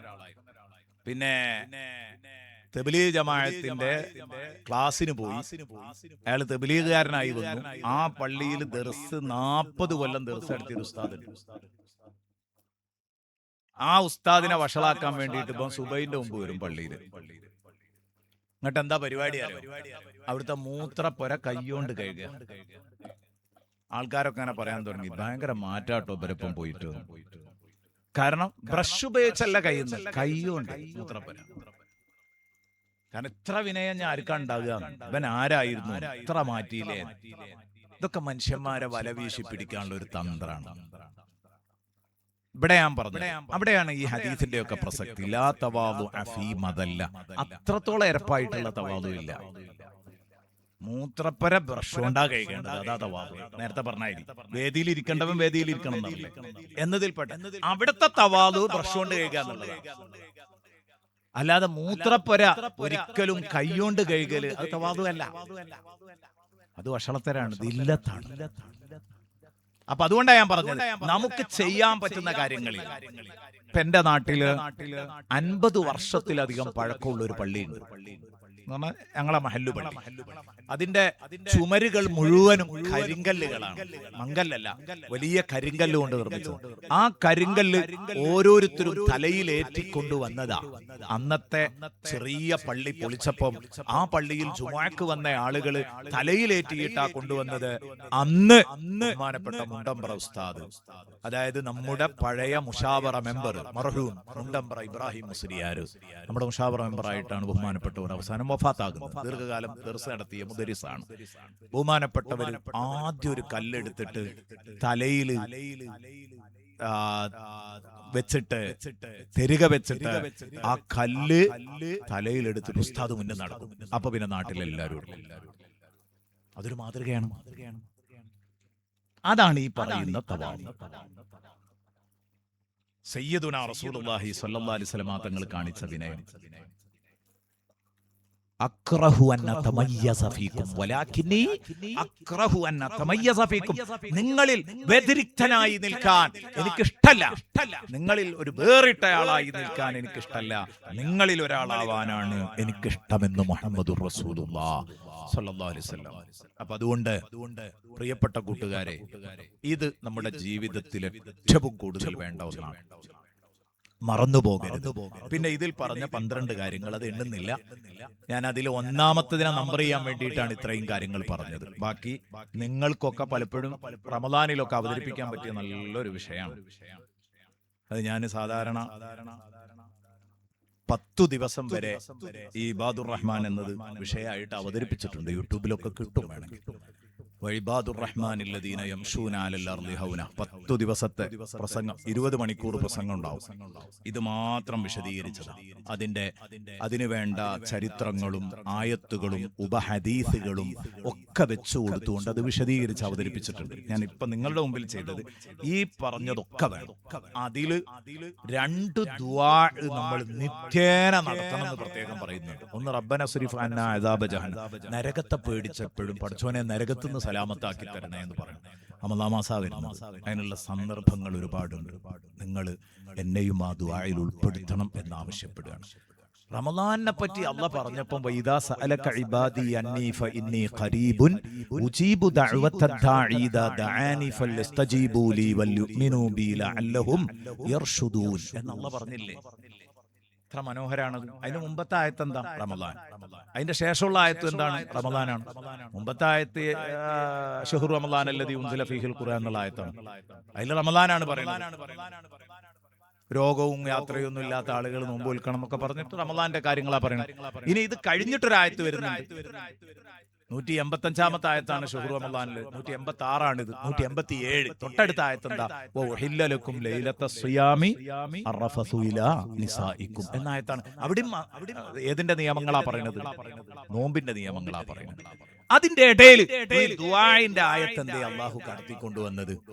റമളാന്റെ ദിനരാത്രങ്ങൾ എന്ന് പറയുന്നത് ദുആക്ക് അത്രയും പ്രാധാന്യമുള്ള രാവുകളാണ്, പകലുകളാണ് സൂചിപ്പിക്കാൻ.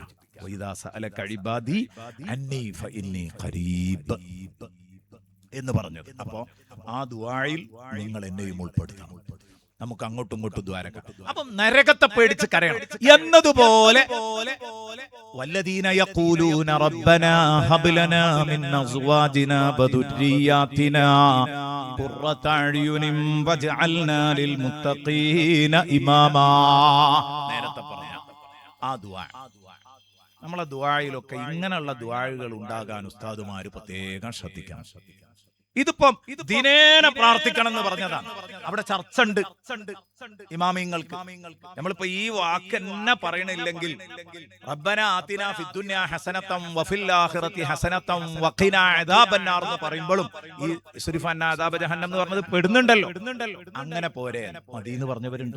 അപ്പൊ ആ പറഞ്ഞ അനുസരിച്ച് നമ്മൾ രക്ഷപ്പെടും. പക്ഷേ 12 ഗുണങ്ങൾ ഒരാൾക്ക് ഒത്തുകൂടിയെങ്കിലേ അയാൾ പരിപൂർണ മൂമിനാകൂ എന്ന് അല്ലാഹ് പറഞ്ഞിട്ടുണ്ടെങ്കിൽ ആ 12-ല് 2 ദുആകളാണ് പ്രധാനമായിട്ട് പറഞ്ഞത്.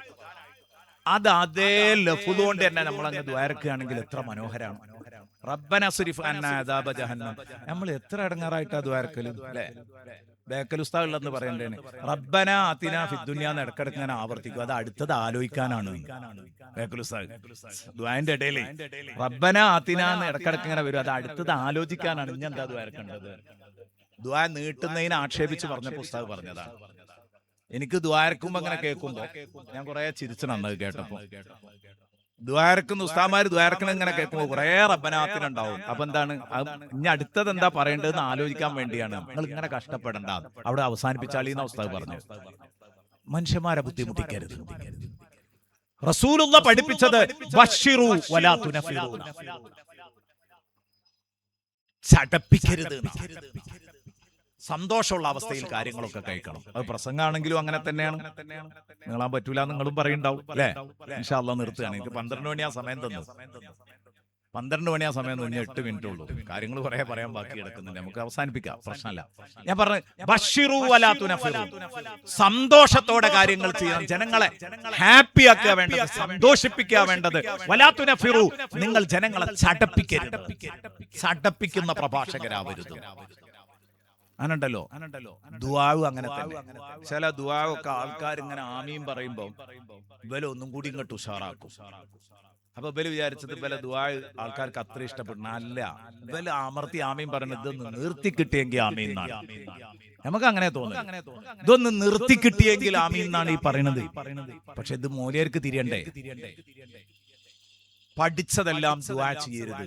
ഒരു ഇമാമും ദ്വാരക്കരുത്. ജനങ്ങളെ ശല്യം ചെയ്യാൻ പാടില്ല. ചെറിയ ദുആയിൽ ഒതുങ്ങണം. നിർബന്ധമായിട്ട് ചെറിയ ദുആയിൽ ഒതുങ്ങണം. അങ്ങനെ ശീലിക്കണം. ആവശ്യമുള്ളിടത്ത് നീട്ടി ദ്വാരക്കാം. അപ്പൊ ദുആ മജ്ലിസുകളില് പറ്റ ചെറുതാക്കിയാൽ ജനങ്ങൾക്കൊന്നും ഇഷ്ടപ്പെടൂല. അവിടെ കുറച്ച് നീട്ടി ദ്വാരക്കാം. നേരെ മറിച്ച് ഈ നിസ്കാരത്തിന്റെ ശേഷമുള്ള ദുആയിലൊക്കെ എന്തെല്ലാം സംഗതികളാ കോപ്രായങ്ങളാന്ന് വിചാരിച്ചിരിക്കുന്നത്. ചിലർ അവരുടെ കഴിവ് തെളിയിക്കും. ദുആയിൽ അവരുടെ കഴിവ് തെളിയിക്കും. ഇൻഷാ ചെയ്ത് പുതിയ എന്നിട്ട് ഇതുപോലുള്ള ദുആക്കാണ്ട് ഒഴിവാക്കും. വളരെ പ്രാധാന്യമുള്ള ദുആകൾ, പ്രധാനപ്പെട്ട ദുആകൾ അങ്ങ് ഒഴിവാക്കും. എന്നിട്ട് അവരുടെ കഴിവ് തെളിയിക്കും. വാരിതല്ലാത്ത ദുആകൾ നടത്തരുത് എന്നല്ല ഞാൻ പറഞ്ഞത്, നടത്താം. പക്ഷേ നമുക്കിതൊക്കെ ചെയ്തൂടെ? കുറഞ്ഞ വാക്കുകളിൽ ദ്വാരന്നാൽ ആളുകൾക്ക് വലിയ സന്തോഷമായിരിക്കും. ആളുകൾക്ക് അതൊക്കെയാണ് ഇഷ്ടം. മുത്തുനബിക്കും ഇഷ്ടം അത് തന്നെയാണ്. നബി സല്ലല്ലാഹു അലൈഹി വസല്ലമ തങ്ങൾ പറഞ്ഞു, നിങ്ങൾ ദീർഘിപ്പിക്കേണ്ടത് ഒറ്റക്കാകുമ്പോഴാണ്. നിങ്ങൾ ദീർഘിപ്പിക്കേണ്ടത് സമൂഹത്തോടൊപ്പമാകുമ്പോൾ നിങ്ങൾ ഈ താലത്ത് നടത്തരുത് എന്ന് ഹദീസിലുണ്ട്. നിസ്കാരം ദീർഘിപ്പിക്കരുത് എന്ന് പറഞ്ഞിട്ടുണ്ട്. ഒറ്റക്ക് നിസ്കരിക്കുമ്പോൾ ദീർഘിപ്പിച്ചോ? അതിന് നമുക്ക് ഇമാമുക്കുമ്പോ മാത്രമേ ഖുശൂ ഉണ്ടാവുള്ളൂ. അവിടെ പ്രശ്നം അല്ലേ? ഇപ്പൊ ഞാൻ നേരത്തെ പറഞ്ഞ ഈ ദുആ ഒക്കെ ഉണ്ടല്ലോ, ഈ നീട്ടി വലിച്ച് ദ്വാരക്കുന്ന ഉസ്താദുമാര് ഇമാമൊന്നും നിൽക്കണില്ല, മുൻഫരിദായിട്ടാണ് നിസ്കരിക്കണമെങ്കിൽ ഒരു ദ്വാരക്കന്നല്ല. അവിടെയാണ്. പിന്നെന്തിനാ ഈ ദ്വാ? അപ്പൊ ഒന്ന് ചെറുതാക്കിക്കൂടെ? ചെറുതാക്കണം. ജനങ്ങൾ ഒരിക്കലും വിഷമിപ്പിക്കരുത്. അതൊന്നും ഒരു ശരിയായ രൂപം. എല്ലാറ്റിലും വേണം ഒരു ഇഖ്തിസാദ്. ഇത് നമ്മൾ ശീലിപ്പിച്ചെടുക്കണം എന്ന് കൂട്ടത്തിൽ ഉണർത്തുകയാണ്. അവസരം കിട്ടിയപ്പോൾ അവിടെ അങ്ങ് പറഞ്ഞതാണ്. ഒക്കെ പറയണമെന്ന് കരുതിയ വിഷയങ്ങളാണ്, പക്ഷെ ഇനി അതിലേക്ക് എന്തായാലും എത്തൂല. അപ്പൊ അതുകൊണ്ട് പ്രിയപ്പെട്ട കൂട്ടുകാരോട് ഉണർത്താനുള്ളത് സയ്യിദുനാ വ ഹബീബുനാ റസൂലുള്ളാഹി 12:15 വരെ പോയാൽ കുഴപ്പമില്ലാന്നപ്പോ പറഞ്ഞു. അപ്പൊ നിങ്ങളെയൊക്കെ സന്തോഷപ്രകാരം എല്ലാവർക്കും സന്തോഷല്ലേ? ഇൻഷാ അല്ലാഹ് 12:15 അവസാനിപ്പിക്കാം. നബി സല്ലല്ലാഹു അലൈഹി വസല്ലമ തങ്ങൾ ലീഡറായി അവരോധിക്കപ്പെട്ടപ്പോൾ അള്ളാഹു കൊടുത്ത നിർദ്ദേശമുണ്ട്. നമ്മൾ അതൊന്ന് കേൾക്കാം. ഇത് ഈ 12 എന്തായാലും പറഞ്ഞാൽ തീരൂല. നിങ്ങൾക്ക് അതിന്റെ ഒരു പോക്ക് മനസ്സിലായിട്ടുണ്ട്. ആ 12 വളരെ സിമ്പിളാണ്. നിങ്ങൾക്ക് എണ്ണിയെടുക്കാം. അതിൽ 12 കാര്യങ്ങളാണ് അള്ളാഹു പറഞ്ഞത്. ആ 12ഉം ജനങ്ങളെ ശരിക്കും പഠിപ്പിച്ചു കഴിഞ്ഞാൽ നമുക്ക് രക്ഷപ്പെടാൻ കഴിയും. നമ്മളെ ജീവിതത്തിൽ പകർത്തിയാൽ അതും നമ്മളെ സ്വന്തം ജീവിതം രക്ഷപ്പെടാനും കാരണമാകും. ഇനി നബി സല്ലല്ലാഹു അലൈഹി വസല്ലമ തങ്ങൾക്ക് ഹിറാ ഗുഹയിൽ വഹി ഇറങ്ങി. അപ്പൊ നബിയായി. പിന്നെ റിസാലത്തിന്റെ ദഅവത്തിന്റെ കൽപ്പന വന്ന് റസൂലാകുന്നത് സൂറത്തുൽ മുദ്ദസിർ ഇറങ്ങുമ്പോഴാണ്. ആ സൂറത്തുൽ മുദ്ദസിറിലെ ഒരു ലീഡറിന്റെ ക്വാളിറ്റികൾ പറയുന്നുണ്ട്, ഒരു നേതാവിന്റെ. യാ അയ്യുഹൽ മുദ്ദസിർ ഖും ഫഅൻസിർ വറബ്ബക ഫകബ്ബിർ വസിയാബക ഫതഹിർ والرجز فهجر ولا تمنن تستكثر ولربك فاصبر. ഇതാണ് ഒരു നേതാവിനുണ്ടായിരിക്കേണ്ട ക്വാളിറ്റി. ഒരു നേതാവിന്റെ ക്വാളിറ്റീസ് ആണ് ഈ മേന്മകൾ. ഒരു നേതാവിനുണ്ടായിരിക്കണം. നബി സല്ലല്ലാഹു അലൈഹി വസല്ലം തങ്ങളെ അല്ലാഹു റസൂലാക്കിയിട്ട് നബിയോട് അല്ലാഹു പറയാണ്, യാ അയ്യുഹൽ മുദ്ദസ്സിർ. നെല്ലിക്കുത്ത് ഉസ്താദ് ഈ ആയത്തിന്റെ അർത്ഥം വെച്ചത് ഞാൻ എപ്പോഴും ഇങ്ങനെ ഓർക്കുകയാണ്. കഴിഞ്ഞ മർക്കസ് സമ്മേളനത്തിൽ ഉസ്താദും വെച്ചു. ഇപ്പൊ ഈ മർക്കസ് സമ്മേളനത്തിൽ ആ അർത്ഥം സുൽത്താനുല്ലമയും പറഞ്ഞു. ഞാൻ ആദ്യം കേട്ടത് നെല്ലിക്കുത്ത് ഉസ്താദിൽ നിന്നാണ്. തുർമുദി ഓതി തരുമ്പോ യാ അയ്യുഹൽ മുദ്ദസ്സിറിന്റെ അർത്ഥം പറഞ്ഞത് തുർമുദി അല്ല. ഉസ്താദിന്റെ ചർച്ച, ഉസ്താദിന്റെ ക്ലാസ്സിൽ ഇരുന്ന സക്കാഫികൾ ഉണ്ടല്ലോ അല്ലെ? സക്കാഫികളില്ലേ? നെല്ലിക്കുത്ത് ഉസ്താദിന്റെ ക്ലാസ് കിട്ടിയ സക്കാഫികളുണ്ടോ? ആ, എത്ര ആളുണ്ടൊന്ന് കൈവയ്ക്കാൻ? ഒന്ന് കാണാനാണ്. ഉസ്താദിനെ കണ്ടവരാണ്. നെല്ലിക്കുത്ത് ഉസ്താദിന്റെ ക്ലാസ് അനുഭവിച്ചവർക്ക് തിരി. അത് തുർമുദി എടുത്താലും കാളി എടുത്താലും എല്ലായിടത്തും കൂടി പോകും. ഒരു വലിയ വിജ്ഞാനകോശായിരുന്നു ഉസ്താദ്. അറിയാത്ത ഒരു ലോകവും. 3 മണിക്കൂർ 2 മണിക്കൂറൊക്കെ നീണ്ടു നിൽക്കുന്ന ക്ലാസ്സിൽ നമ്മൾ ഇരുന്നാല്, ഞാൻ ഇപ്പോഴും അടുത്ത ദിവസം വരെ എന്റെ അലമാരിയിൽ നിന്ന് തപ്പിയപ്പോ ഉസ്താദിന്റെ തുർമുദി ക്ലാസ് എഴുതി വെച്ചത് കണ്ടു. അതിൽ ഞാൻ വളരെ സ്പീഡിൽ ക്ലാസ്സിൽ ഇരുന്നിട്ട് ഉസ്താദ് പറയുന്ന തമാശ പോലും അതിൽ എഴുതി വെച്ചിട്ടുണ്ട്.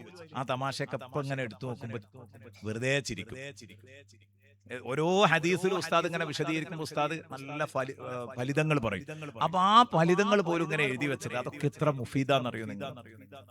ഉസ്താദ് ഒരു ദിവസം പറഞ്ഞു, ഏതൊരു സാധനാണെങ്കിലും അതിലെന്തെങ്കിലും ഒരു ഹൈറ് ബാക്കി ഉണ്ടാവും. ഒരു ഹൈറും ഇല്ലാത്ത ഒരു ഷെറ് ഉണ്ടാവില്ല, എന്തെങ്കിലും ഒരു ഹൈറ് അതിലുണ്ടാവും. അപ്പൊ അതിനൊരു ഉദാഹരണം പറഞ്ഞത്, എത്ര സൗദ ആണെങ്കിലും ആ ഫഹിദിന്റെ അസിലെങ്കിലും ചെറിയൊരു വെളുപ്പുണ്ടാവുന്ന ഒരു ഉദാഹരണം പറഞ്ഞാണ്. പക്ഷെ അത് മറന്നു പോകാതെക്കാൻ വേണ്ടിയിട്ടുള്ള ഒരു സംഭവമാണ്. അപ്പൊ അതൊക്കെ ഞാൻ അവിടെ എഴുതി വെച്ചിട്ടുണ്ട് എന്നപ്പോ ഞാൻ പറഞ്ഞത്. അത് വായിച്ചപ്പോ ഞാൻ അറിയാതെ ചിരിച്ചുപോയി. അന്നത്തെ ആ കുട്ടിക്കാലത്ത് എഴുതി വെച്ചതാണ്. അപ്പൊ ഞാൻ പറഞ്ഞു വരുന്നത്, ഏതിനുണ്ടാവും എന്തെങ്കിലും ഒരു ഹൈറ്, ആരിലും ഉണ്ടാവും എന്തെങ്കിലും ഒരു നന്മ എന്ന് പറഞ്ഞതിന് ഉസ്താദ് ഒരു ഉദാഹരണം പറഞ്ഞതാണ്. അപ്പൊ ഞാൻ പറഞ്ഞു വന്നത്, നമ്മള് ബഹുമാനപ്പെട്ട ഉസ്താദ് അവറുകള് ഒരു ക്ലാസ് ഇങ്ങനെ എടുത്താൽ അതിൽ ഒരുപാട് വിഷയങ്ങൾ ഉൾക്കൊള്ളാണ്ടാവും. അന്ന് ഉസ്താദ് ഇതിനൊരു അർത്ഥം പറഞ്ഞു.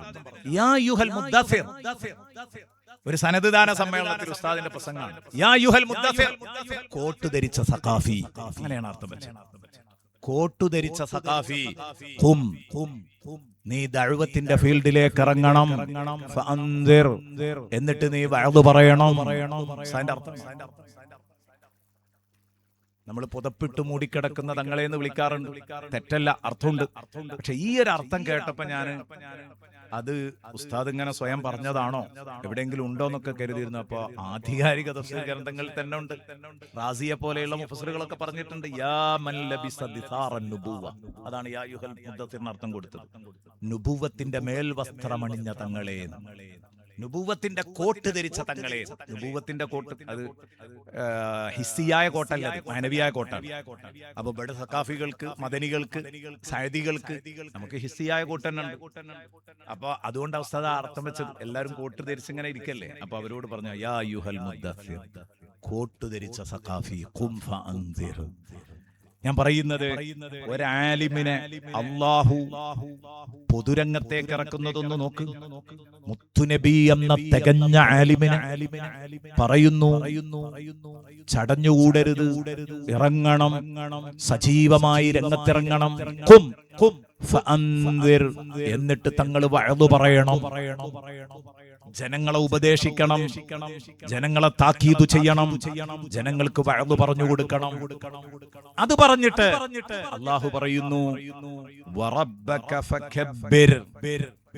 വഅദ് പറയണമെന്ന് പറഞ്ഞ പടച്ചോൻ തന്നെ വഅദിന്റെ വിഷയവും നിർണയിച്ചു തരികയാണ്. എന്താ നീ വഅദ് പറയേണ്ടത് ജനങ്ങളുടെ മുമ്പിൽ ചെന്നിട്ട്? നമ്മളോട് ഓരോരുത്തരോടാണ് ഈ പറയുന്നത്, മുത്തുനബിക്ക് മാത്രം ബാധകല്ല. ഹബീബായ തങ്ങളോട് പറയാ, തങ്ങളെ വറബ്ബക ഫകബ്ബിർ, തങ്ങൾ വഅദ് പറയേണ്ടത് അല്ലാഹു അക്ബർ എന്നാണ് തങ്ങൾ വഅദ് പറയേണ്ടത്. ഈ ലോകത്തെ ഏറ്റവും വലുത് അങ്ങയുടെ രക്ഷിതാവാണെന്ന് ജനങ്ങൾക്ക് പരിചയപ്പെടുത്തി കൊടുക്കണം. വറബ്ബക ഫകബ്ബിർ, അങ്ങയുടെ രക്ഷിതാവിന്റെ വലിപ്പം ജനങ്ങൾക്ക് പറഞ്ഞു കൊടുക്കണം. അല്ലാഹു അക്ബർ. പണത്തേക്കാൾ വലുത് റബ്ബാണ്, ഭാര്യയേക്കാൾ വലുത് റബ്ബാണ്, മക്കളെക്കാൾ വലുത് റബ്ബാണ്, അധികാരത്തെക്കാൾ വലുത് റബ്ബാണ്. ഇത് നിങ്ങൾ പഠിപ്പിച്ചു കൊടുക്കണം. എല്ലാറ്റിനേക്കാളും അല്ലാഹു അക്ബർ മിൻ കുല്ലി ഷൈ, ഇതാണ് പഠിപ്പിക്കേണ്ടത്. ഞാൻ എന്തിനത് പറഞ്ഞത്? നമ്മുടെ കൂട്ടത്തിൽ പലർക്കും ഒരു തോന്നലുണ്ട്, വയലാകണമെങ്കിൽ കുറച്ച് അന്താരാഷ്ട്രം പറയണം, അല്ലെ? അമേരിക്കയും വൈറ്റ് ഹൗസും ഒക്കെ പറയുമ്പോഴേ വയലാവുള്ളൂ. അല്ല, നമ്മള് ഉസ്താദുമാര് വയൽ, അതൊക്കെ എത്ര മതിയറിയങ്ങള്, അക്കങ്ങൾ പറഞ്ഞോളൂ, നമ്മളൊക്കെ പറയാറുണ്ട്. പക്ഷെ അതൊക്കെ നമുക്കും അറിയുന്ന വരുത്താൻ മാത്രം പറഞ്ഞാൽ മതി. ജനങ്ങളോട് പറയേണ്ടത് അല്ലാഹു അക്ബർ, മുഹമ്മദുർ റസൂലുള്ളാഹ്, ഇതാണ് നമ്മൾ ജനങ്ങൾക്ക് പറഞ്ഞു കൊടുക്കേണ്ടത്. ഇത് മുഹമ്മദ് നബിയോട് അല്ലാഹു തആല പറഞ്ഞതാണ്, സയ്യിദുനാ റസൂലുള്ളാഹി തങ്ങളോട്. അപ്പൊ അല്ലാഹു അക്ബർ എന്നതായിരിക്കണം പ്രമേയം. അല്ലാഹുവിനെ പരിചയപ്പെടുത്തി കൊടുക്കണം.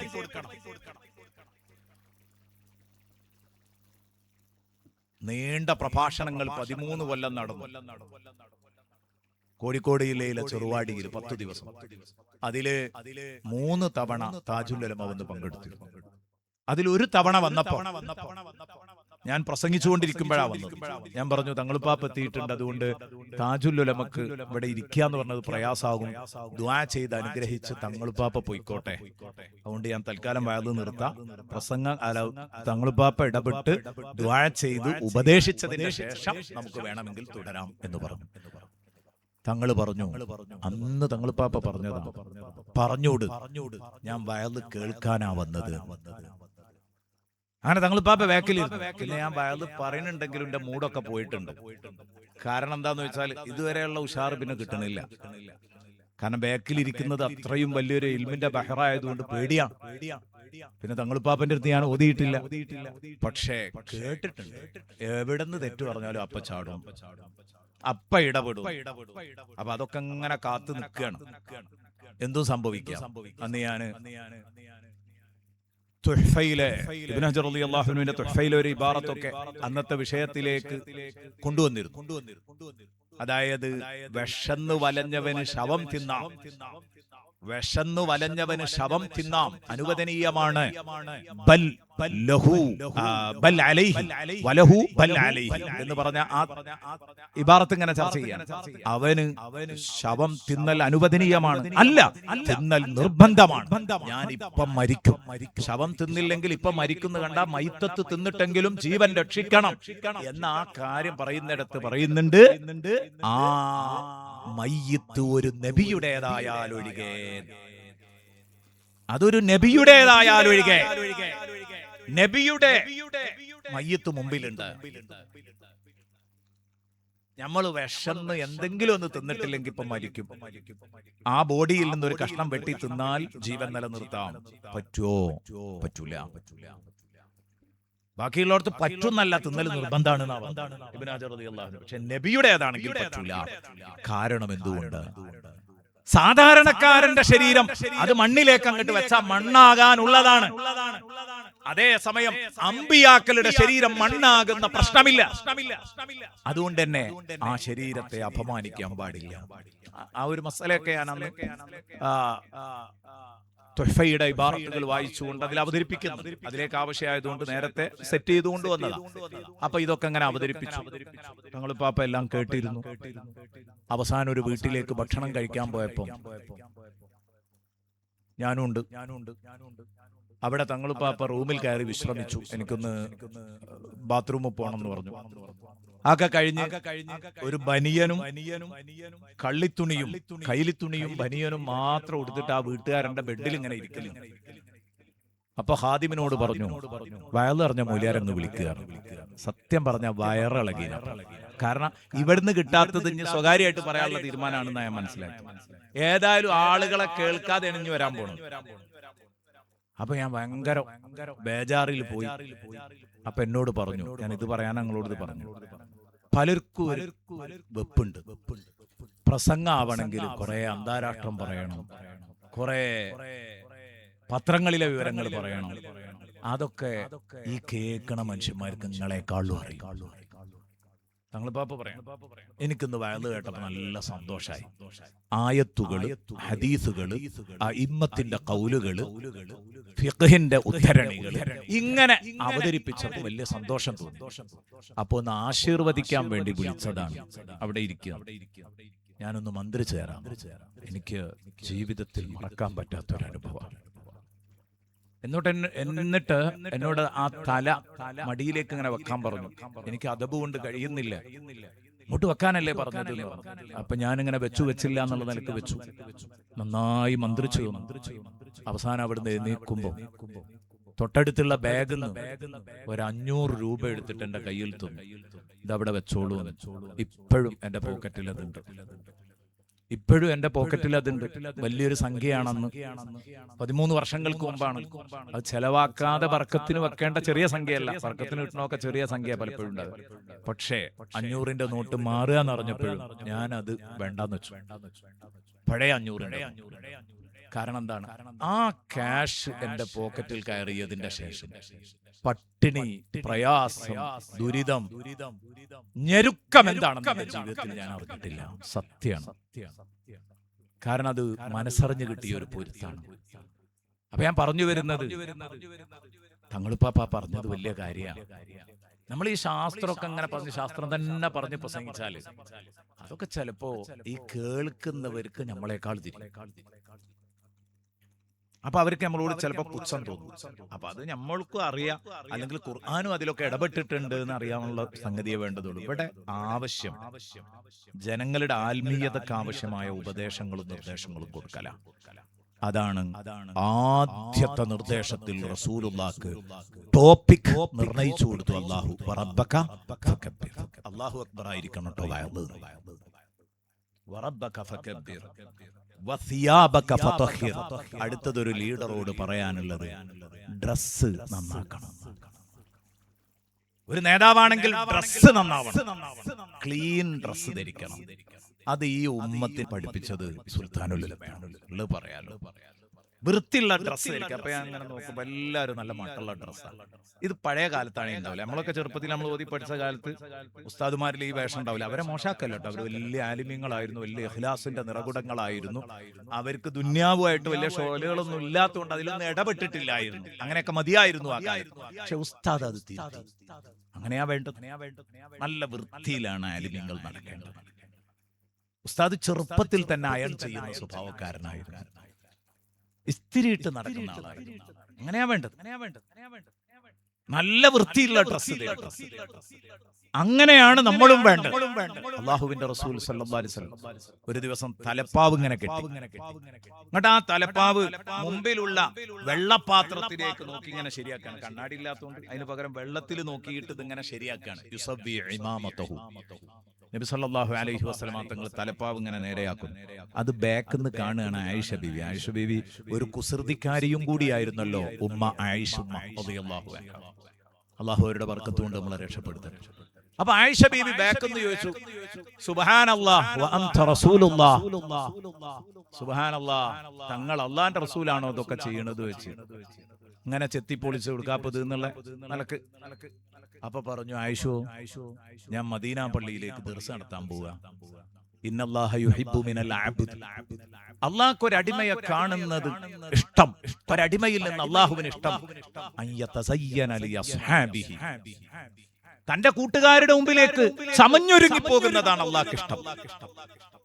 ഞാൻ എന്റെ ശിഷ്യന്മാരുടെ മുമ്പിൽ ദർസ് നടത്താൻ പോകുമ്പോ ആ കള്ളിത്തുണിയും ബനിയനും ഇട്ട് ഇങ്ങനെ മലന്നിടുന്നല്ല ദർസ് നടത്തേണ്ടത്. അത് ആ വൃത്തിയിൽ അങ്ങനെ തന്നെ വേണ്ടത്. തലപ്പാവൊക്കെ ധരിച്ച് വൃത്തിയിൽ അങ്ങനെ തന്നെയാണ്. അപ്പോഴാണ് അതിന്റെ ഒക്കെ ഒരു അദബാവുക. അതുകൊണ്ടാണ്, അല്ലാതെ ഞാൻ ഫോമാക്കല്ല, ഞാൻ സ്റ്റൈലാക്കല്ല. ഇത് വേണ്ട ഒരു സംഗതിയാണ്. വസിയാബക ഫതഹിർ സയ്യിദുനാ റസൂലുള്ളാഹി സ്വല്ലല്ലാഹു അലൈഹി വസല്ലം തങ്ങളോട് പറഞ്ഞു.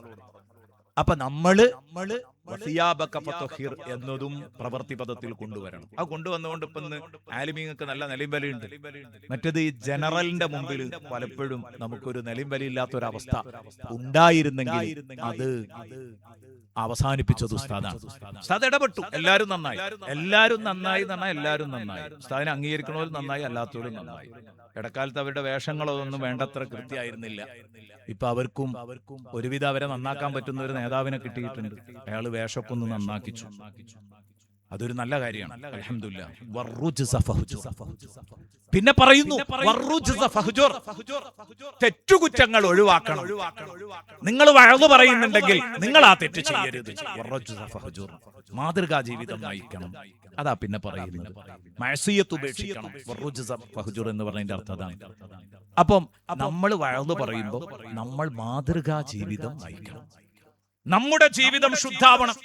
എന്നിട്ട് വേറുള്ളവരോട് പറഞ്ഞാൽ അതിന് നല്ല അസറുണ്ടാവും. മൂർച്ചുള്ള കത്തിയോണ്ട് വെട്ടും പോലെ എങ്ങനെ ഏൽക്കും പറ്റും. അല്ലെങ്കിൽ അതുണ്ടാവില്ല. വലാ തംനുൻ തസ്തക്സിർ, വലാ തംനുൻ തസ്തക്സിർ. ഇതൊക്കെ ജീവിതത്തിലേക്ക് എപ്പോഴും ഒന്ന് തിരിഞ്ഞു നോക്കുന്നത് നല്ലതാട്ടോ. ഉദാഹരണങ്ങൾ പറയുമ്പോഴേ ഇതൊക്കെ ബോധ്യപ്പെടുള്ളൂ. ഉദാഹരണങ്ങൾ പറയുമ്പോഴേ ബോധ്യപ്പെടുള്ളൂ. കാരണം പലപ്പോഴും അലക്കാൻ വൈകിപ്പോകുന്നവർ, നേരത്തെ പറഞ്ഞതുപോലെ അയണിടാതെ അയൺ ചെയ്യാതെ ചുളിഞ്ഞ വസ്ത്രങ്ങൾ ധരിക്കുന്നവരും ശ്രദ്ധിക്കണം. അതൊക്കെ ഒരു വാജിബായ കാര്യമാണെന്നല്ല, പക്ഷേ അതൊക്കെ ഒരു അദബാണ്. ജനങ്ങളുടെ മുമ്പിൽ നമ്മൾ പറയുന്ന വാക്കിനും നാം പറയുന്ന വഴതിനും ഒക്കെ നിലയും വിലയും കിട്ടാൻ നല്ലതാണ്. അതുകൊണ്ടാണ് ഈ കാര്യം അങ്ങനെ തന്നെ പഠിപ്പിച്ചത്. വസിയാബക്ക ഫതഹിർ എന്നുള്ളിടത്തൊക്കെ തഫ്സീറുകളിൽ ഒരുപാട് അഭിപ്രായങ്ങളുണ്ട്. വസിയാബക്ക എന്ന് പറഞ്ഞ സിയാബ് തന്നെയാണോ അതോ കൽബാണോ എന്നൊക്കെ. പക്ഷേ മഹാന്മാർ എല്ലാവരും പറഞ്ഞിട്ടുണ്ട് അതിന്റെ ഹഖീഖിയായ മായന എന്തായാലും ഉദ്ദേശിയാണ്. പിന്നെ മജാസിയായ മായന അവിടെ ഉണ്ടോ അല്ലേ എന്നുള്ള ചർച്ചയാണ് ബാക്കി. ഹഖീഖിയായ മായന ഉണ്ട്.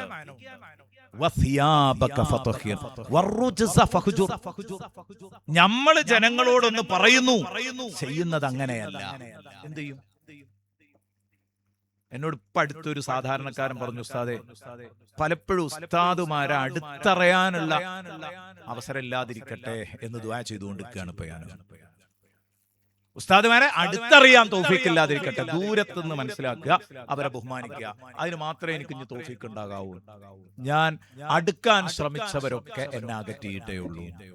കാരണം അവരുടെ ജീവിത വിശുദ്ധി പോരാത്തത് കൊണ്ട്, ഇയാൾക്ക് പോലും മോശമായിട്ട് തോന്നുന്നത് കൊണ്ട് എന്ത് ചെയ്യാനാ?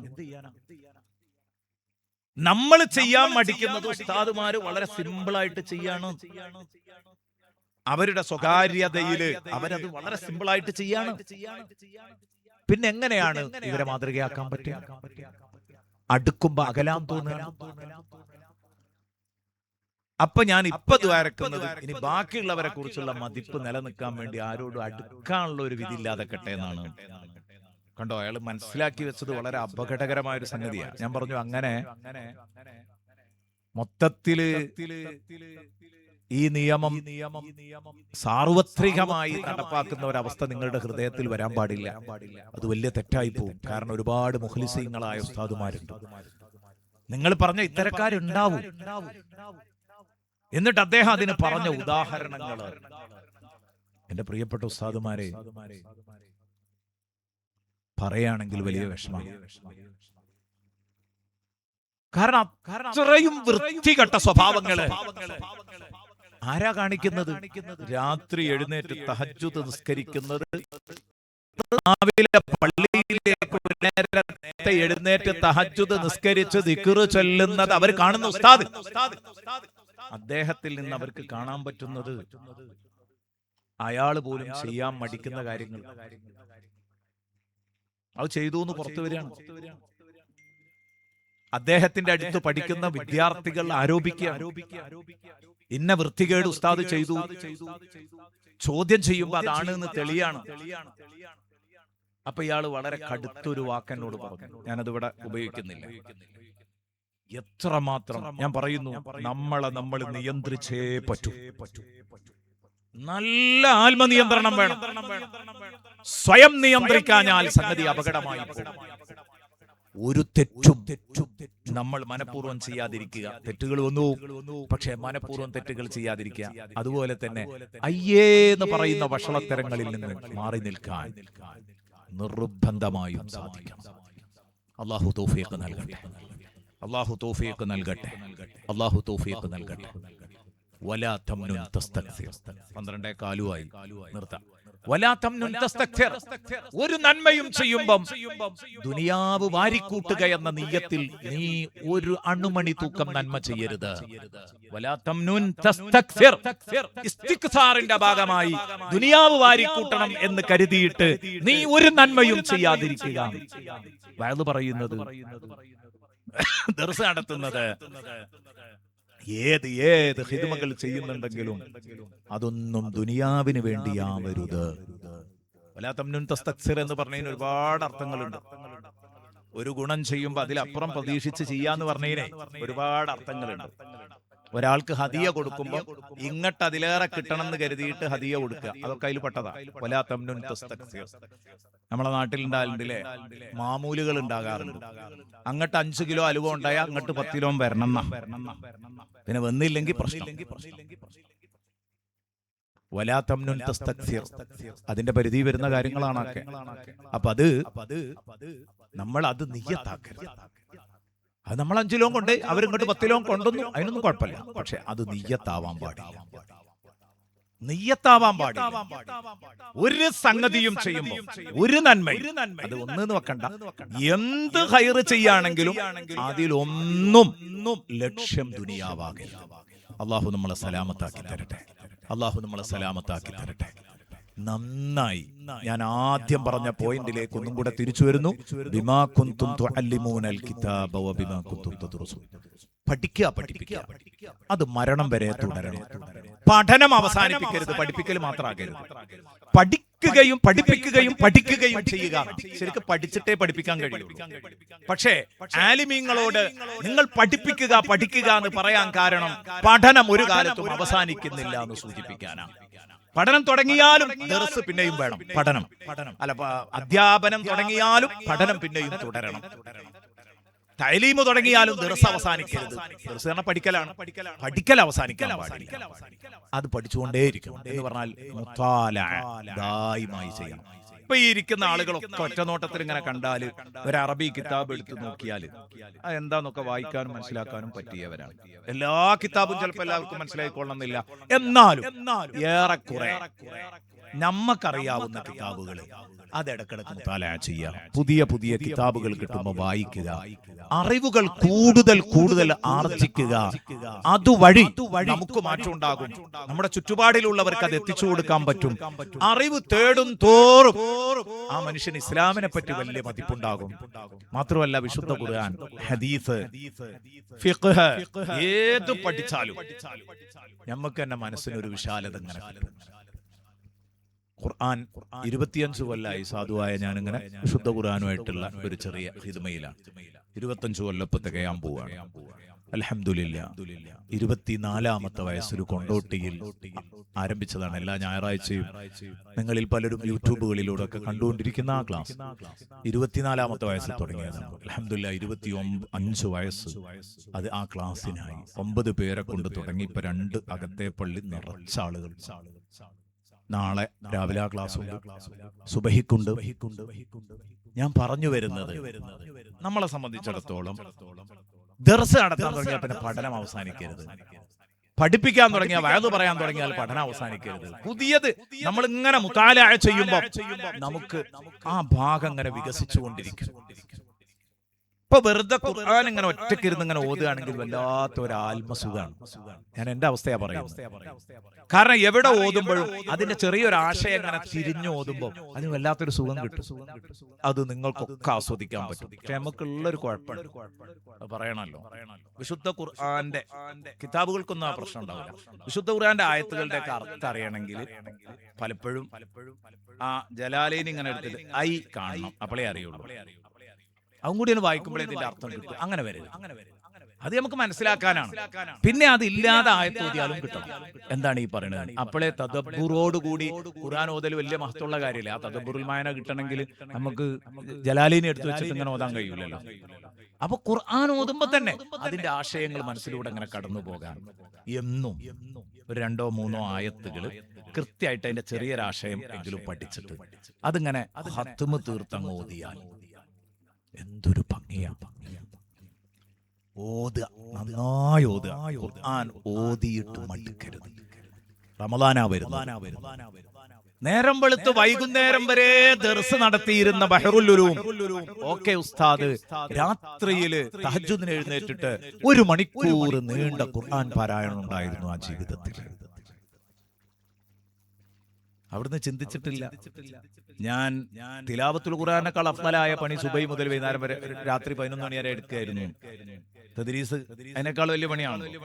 തിലാവത്തുൽ ഖുർആനേക്കാൾ വലിയതാണ് ദിറാസത്തുൽ ഖുർആൻ. ആ പണിയാണല്ലോ ഇപ്പൊ അവിടെ എടുത്തത്. എന്നിട്ടും ഖുർആൻ ഓതുക എന്നുള്ള ഇബാദത്തിന് ഒരു സമയം എടുത്തിട്ടുണ്ട്. പിന്നെ എവിടുന്നാ നമ്മളൊക്കെ ഒഴിവാക്കുന്നത്?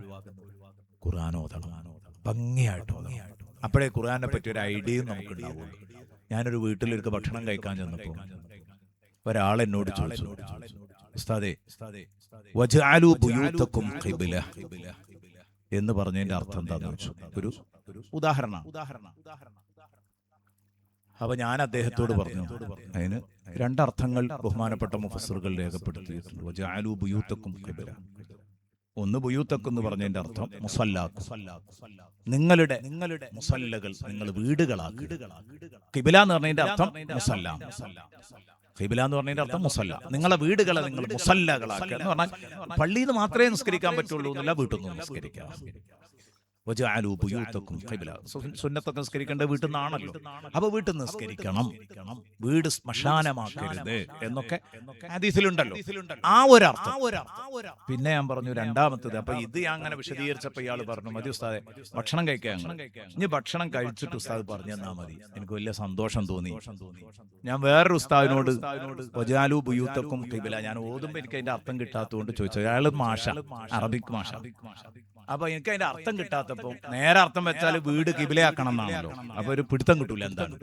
അപ്പൊ ഞാൻ ചോദിച്ചപ്പോ ആ ഉസ്താദിനോട് പറഞ്ഞു, ഖുർആനിൽ അങ്ങനെ ഒരു ആയത്തില്ല എന്ന് പറഞ്ഞു. എളുപ്പമായി. ഖുർആനിൽ അങ്ങനെ ഒരു ആയത്തില്ല എന്ന് പറഞ്ഞു. ഖുർആനിൽ അങ്ങനെ ഒരു ആയത്തില്ലല്ലോ. പിന്നെ ഞാൻ അദ്ദേഹത്തോട് ചോദിച്ചിട്ടില്ല. അപ്പൊ ആ എവിടുന്നാ വരുന്ന കാര്യങ്ങള്? ഖുർആൻ ഓതാത്തോണ്ടാണ് അങ്ങനെ. അയാൾക്ക് അങ്ങനെ തോന്നിയിട്ടേ അല്ല ഖുർആനിൽ അങ്ങനെ ഒരു ആയത്തുണ്ട്. അയാൾ കുറ്റം പറഞ്ഞിട്ട് കാര്യമില്ല. ഖുർആൻ ഓതാഞ്ഞാൽ ഖുർആനിലെ വാക്കുകൾ പരിചയം ഉണ്ടാവില്ല. അതിനെപ്പോഴും ഓതിക്കൊണ്ടിരിക്കണം. രണ്ടാമത്തെ അർത്ഥം അതിൻ്റെത് വജാലു ബുയൂത്തക്കും കിബില എന്നുള്ളതിന് മനോഹരമായ അർത്ഥമാണ്. ഇമാം അബു സഈദ് റളിയല്ലാഹു അൻഹു അവിടുത്തെ തഫ്സീറിൽ പറയുന്നുണ്ട്, വജാലു ബുയൂത്തക്കും കിബില, നിങ്ങളുടെ വീടുകൾ കിബില മറിയിലെടുക്കണം. കിബില മറിയിലാണ് വീടെടുക്കേണ്ടത്, കിബിലക്ക് നേരെയാണ് വീടെടുക്കേണ്ടത്. നിങ്ങളെ വീടുകളെ കിബിലക്ക് നേരെയാക്കുക. വജാലു ബുയൂത്തക്കും ഇലാ കിബില എന്നർത്ഥം. കിബിലത്ത് എന്ന് പറഞ്ഞതിന്റെ അർത്ഥം കിബിലക്ക് നേരെയാക്കുക, കിബില മറിയിൽ വീടെടുക്കുക. ഞാനൊരു സദസ്സിൽ ഇത് പ്രസംഗിച്ചപ്പോൾ ഒരാളുണ്ട് ഇങ്ങനെ എഴുതി വെക്കുന്നത്. അപ്പൊ ഞാൻ ചോദിച്ചു, നിങ്ങൾക്ക് കുറ്റിയടിക്കണ പണിയാണോ ചോദിച്ചു. അപ്പൊ അയാളാണ് ചിരിച്ചു, എന്നിട്ട് പറഞ്ഞു കുറ്റിയടിക്കണ പണിയാണ്. അപ്പൊ അയാൾക്കൊരു തെളിവ് കിട്ടിയ സന്തോഷത്തിൽ അയാളുള്ളത്. കിബില മറിക്ക് വീടെടുക്കണം എന്നുള്ളതിന് തെളിവ് കിട്ടിയൊരു സന്തോഷത്തിലാ മൂപ്പരുള്ളത്. വജഅലൂ ബുയൂതക്കും ഖിബല. സദഖല്ലാഹുൽ അലിയ്യുൽ അദീം വസദഖ വസദ്ദഖ വബല്ലഗ റസൂലുഹുൻ നബിയ്യുൽ കരീം വനഹ്നു അലാ ദാലിക മിനശ് ഷാഹിദീന ശാകിരീൻ വൽഹംദുലില്ലാഹി റബ്ബിൽ ആലമീൻ. കുറെ കാര്യങ്ങൾ പറയണം എന്ന് കരുതിയാണ് ക്ലാസ് തുടങ്ങിയത്. ഞാൻ ഉദ്ദേശിച്ചിരുന്നത് ഇഹ്സാൻ, അതൊന്ന് ഭംഗിയായിട്ട് പറയണം എന്നൊക്കെ കരുതിയാ വന്നത്. പക്ഷെ വേറെ പല ഭാഗത്തിലൂടെയും ചർച്ച പോയി. ഉപകാരമുള്ളതാന്ന് കണ്ടപ്പോൾ അങ്ങനെ ചർച്ച നീണ്ടുപോയതാണ്. ഇൻഷാ അല്ലാഹ് നമ്മളൊക്കെ നന്നായിട്ട് ഇഹ്സാനിൽ ഏറ്റവും പ്രധാനപ്പെട്ടത് എന്താന്ന് വെച്ചാൽ, ഒരു പണി പെർഫെക്റ്റ് ആയിട്ട് ചെയ്യുന്നതിനാണ് ഇഹ്സാൻ എന്ന് പറയാം. ഇഹ്സാന് പച്ച മലയാളത്തിൽ പറഞ്ഞ അർത്ഥം നല്ലത് ചെയ്യുക, നന്നാക്കി ചെയ്യുക എന്നാണ്.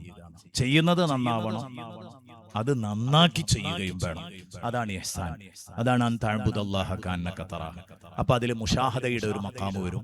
മുഷാഹദ കഴിഞ്ഞാൽ ഫഇല്ലം തകുൻ തറാഹു ഫഇന്നഹു യറാഖ് എന്ന് പറഞ്ഞ മുറാഖബയുടെ മഖാമ് വരും. അതൊക്കെ വിശദീകരിക്കണം എന്ന് കരുതിയിരുന്നു. തൽക്കാലം ഇവിടെ അവസാനിപ്പിക്കുന്നു. നിങ്ങളൊക്കെ ദുആ ചെയ്യണമെന്ന വസിയത്തോടെ അൽഹംദുലില്ലാഹി റബ്ബിൽ ആലമീൻ ഹംദൻ യുവാഫി നിഅമഹു വയുകാഫിഉ മസീദ. അല്ലാഹുമ്മ സ്വല്ലി വസല്ലിം അലാ റസൂലിക സയ്യിദിനാ മുഹമ്മദിൻ വഅലാ ആലി സയ്യിദിനാ ومولانا محمد. ربنا آتنا في الدنيا حسنة وفي الآخرة حسنة وقنا عذاب النار. ربنا اصرف عنا عذاب جهنم إن عذابها كان غراما إنها ساءت مستقرا ومقاما. ربنا هب لنا من أزواجنا وذرياتنا قرة أعين واجعلنا للمتقين إماما. نسألك اللهم عافية لا سقم معها وطول عمر لا هم فيه وطاعة لا معصية معها وبركة لا نقصان فيها وفرحا لا ترح فيه يا رب العالمين. وارحمنا وآباءنا وأمهاتنا وأساتذتنا كما ربونا صغارا وارحمنا برحمتك يا أرحم الراحمين. ഇൻഷാ അല്ലാഹ് ബന്ധപ്പെട്ടവർ ഇടപെട്ടതിന്റെ ശേഷം എല്ലാവരും പോകാവൂ എന്ന് ഉണർത്തുന്നു. അസ്സലാമു അലൈക്കും.